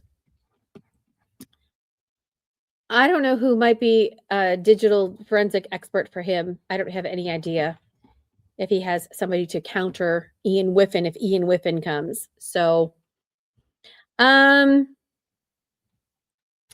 just like they deleted the e-files. Yeah. Wait, you have to be called to testify. Abigail, I'm not sure what you're... Abergal, I'm not sure what you're asking, or picked. Is the defense starting tomorrow? No, Ashley. Oh, no. We are still in the thick of the prosecution's case. My best estimate, usually what they try to do is try to split the baby in half. So if it's a 4 to 6 week trial, the prosecution gets half time and the defense gets the other half. If they say they're on time or ahead of schedule, if I'm guessing, let's just say they squinch it down to 4 weeks instead of 6 weeks. But my guess is not. I'm saying like 5 weeks. So we're in week 3 and the prosecution's still going. My best estimate, I think the prosecution will either end later on this week or mid next week. Now, I don't know if I'll be right or wrong, but we'll see. My magic crystal ball. You guys saw my magic crystal. Here's my magic crystal ball. It says maybe the end of this week or middle of next week, if what they're saying is true. But just remember, we can only take Judge Sullivan with a grain of salt when he says, oh, today is going to go like this, but you never know. We're going to start at 9, and then they never start at 9, right? You missed all of today, Ashley. I'm sorry. Well, you could go on Court TV, or after I'm done here, I'm going to give some little quick, I'll make some TikToks and some reels, but it's not going to give you the full picture of today. But basically here I can give you a 1-minute synopsis. All day today, there was only one witness. It was nurse practitioner Gelada. And Gelada in the morning testified how many times that she had seen Lindsay. She saw Lindsay from November until December. So only about 3-week period of time. And in that 3-week period of time, she saw Lindsay Clancy 3 times, once in person, 2 telemedicine. But Lindsay was questioning what nurse practitioner Gelada was telling her. They would go down one path and then Lindsay would say, nope, I'm not going to go with that. I'm going to do my own thing and take her own meds. And then complain that the meds didn't work. So then she would offer her something else. Then she wouldn't take the full medication. And every day, literally almost every day, I'm going to do a timeline. And I'm not saying Lindsay's complaining, but she kind of was, right? Every day she would say, this isn't working for me. Let's try this. What can we try? And Gelada kept trying to get her to try new things, changing medications, changing benzos, acting a mood stabilizer in there, taking the mood stabilizer out, adding hydroxyzine and taking that out. And then she said, you might be bipolar. And if you are bipolar, then we need to go ahead and put a mood inhibitor in there. And then her husband came in and said, nope, she's not bipolar. But then Gelada suspected that she was bipolar. So that is the teeter-totter that we were on. And then she ended up going to the women and infants place at Rhode Island. And then she was turned away because they said she was over-medicated. And then went back to Dr. Gelada or nurse practitioner Gelada and got more medication. And then wanted to be tapered off of things. And then that in December, just FYI, December was the worst. And then we know at the end of December, that is when Lindsay went to the hospital January 1st, 2nd, 3rd, 4th, and left on the 5th because of Cora's birthday. And she was being tapered off of Seroquel at that time. But then, as we know, that didn't all work out because in the end, she ended up doing what she did, right? The crime happened on the 23rd of January, 2023. Oh, January 24th. Sorry. I was close. 23rd or 24th. So I'm making a timeline of all of these people. It's a lot. So the questions are, was she following the doctor's orders? Was she obsessively Googling? Was she obsessively talking about it with her husband? Because there are days when she's talking to Gelada, they have like this, you can talk on an email or the app. There are days where she's talking to her 3 or 4 times. What about this? What about that? Should I take this? Should I take that? And it's like day after day after day after day. And she'd be like, I took this. It's not working for me. One of the things that she was afraid of being addicted to the benzos. She was taking the benzos, Ativan particularly. She felt like she needed the Ativan to sleep. So, sorry. She was taking something to go to sleep, but then, the Ativan would help her sleep, wouldn't it? She was taking something to help her sleep, but then during the day, she felt like dog poo, right?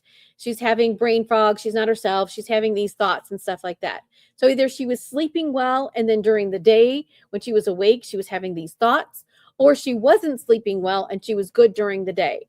And so these medications she was on were interacting with each other, and it was just like, it's bananas. So every time she would complain that this is working or this isn't working, Gelada was trying to, I'm trying to think of what it would be like. She was trying to appease her and prescribe her things that she thought were going to work for her.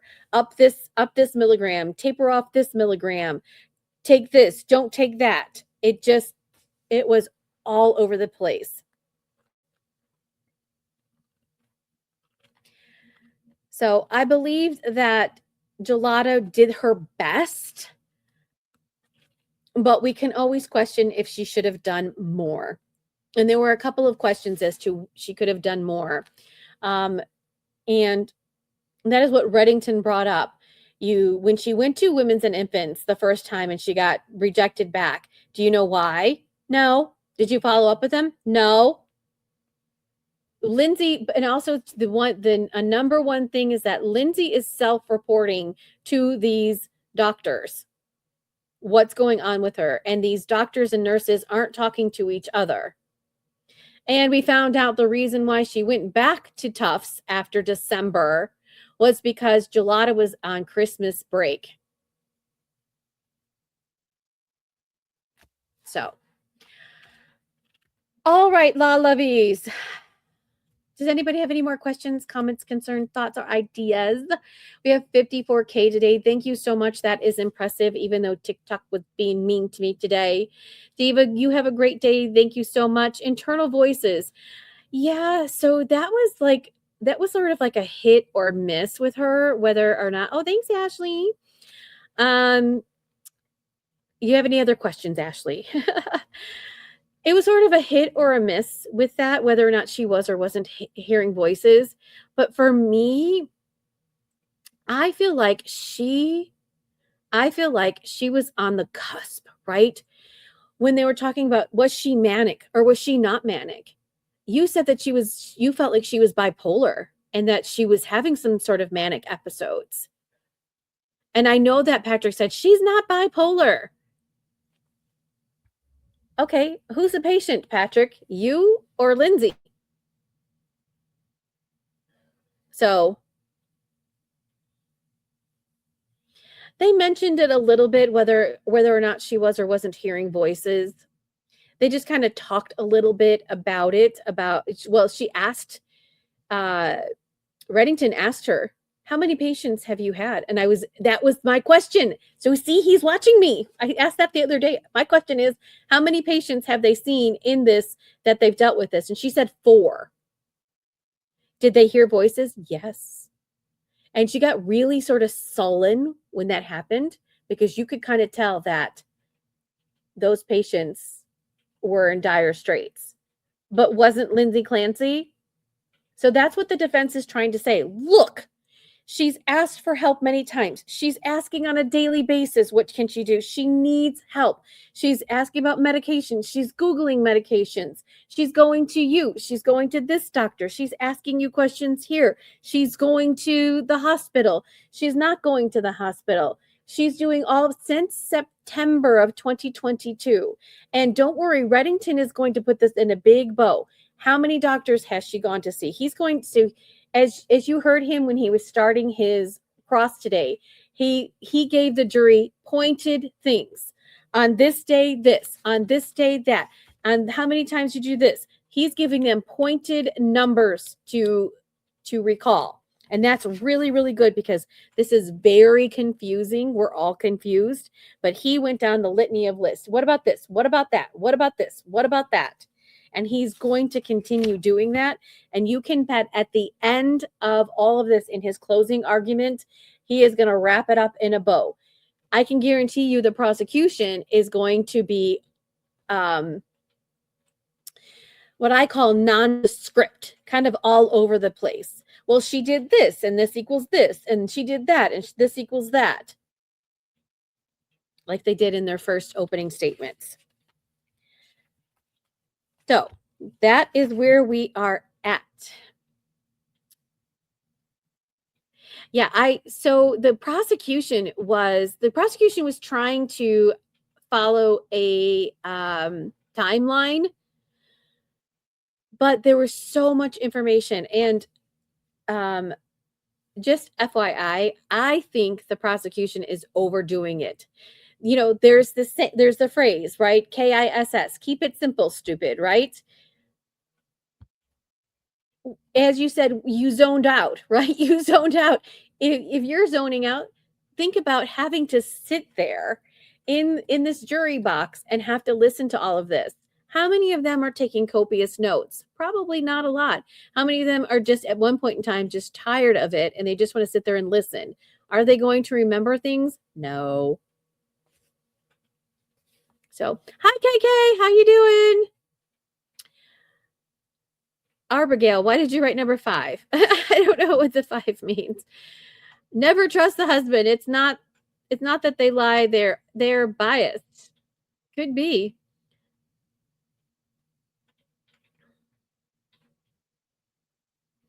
I cannot imagine being a witness I can't imagine being a witness, let alone being a juror in this case, especially when children are involved. I would be like, nope, I'm out of here. Can you serve on this jury? No. Why? Can you be impartial? No, I cannot be impartial. I am right now, but I know. I just don't want to see all the things that are going on. So.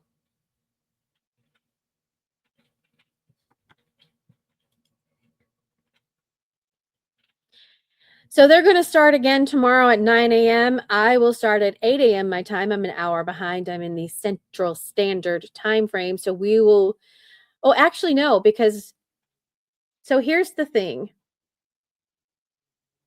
Now I'm confused because yesterday, TikTok allowed me to stream TikTok within a TikTok, but today they didn't.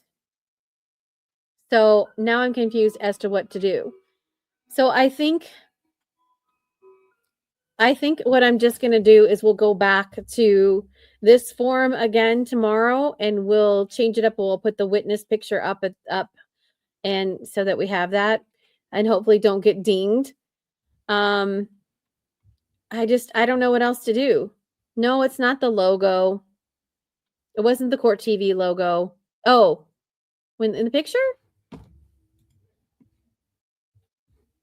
I didn't think I had the Court TV logo in the picture. Let me just look. No, see, I didn't have the Court TV logo in the picture, see?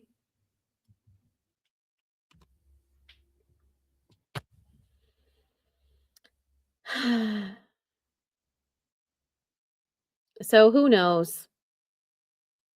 I streamed from the same place I streamed yesterday. The ABC in Chicago. I streamed from there yesterday. So I don't know why.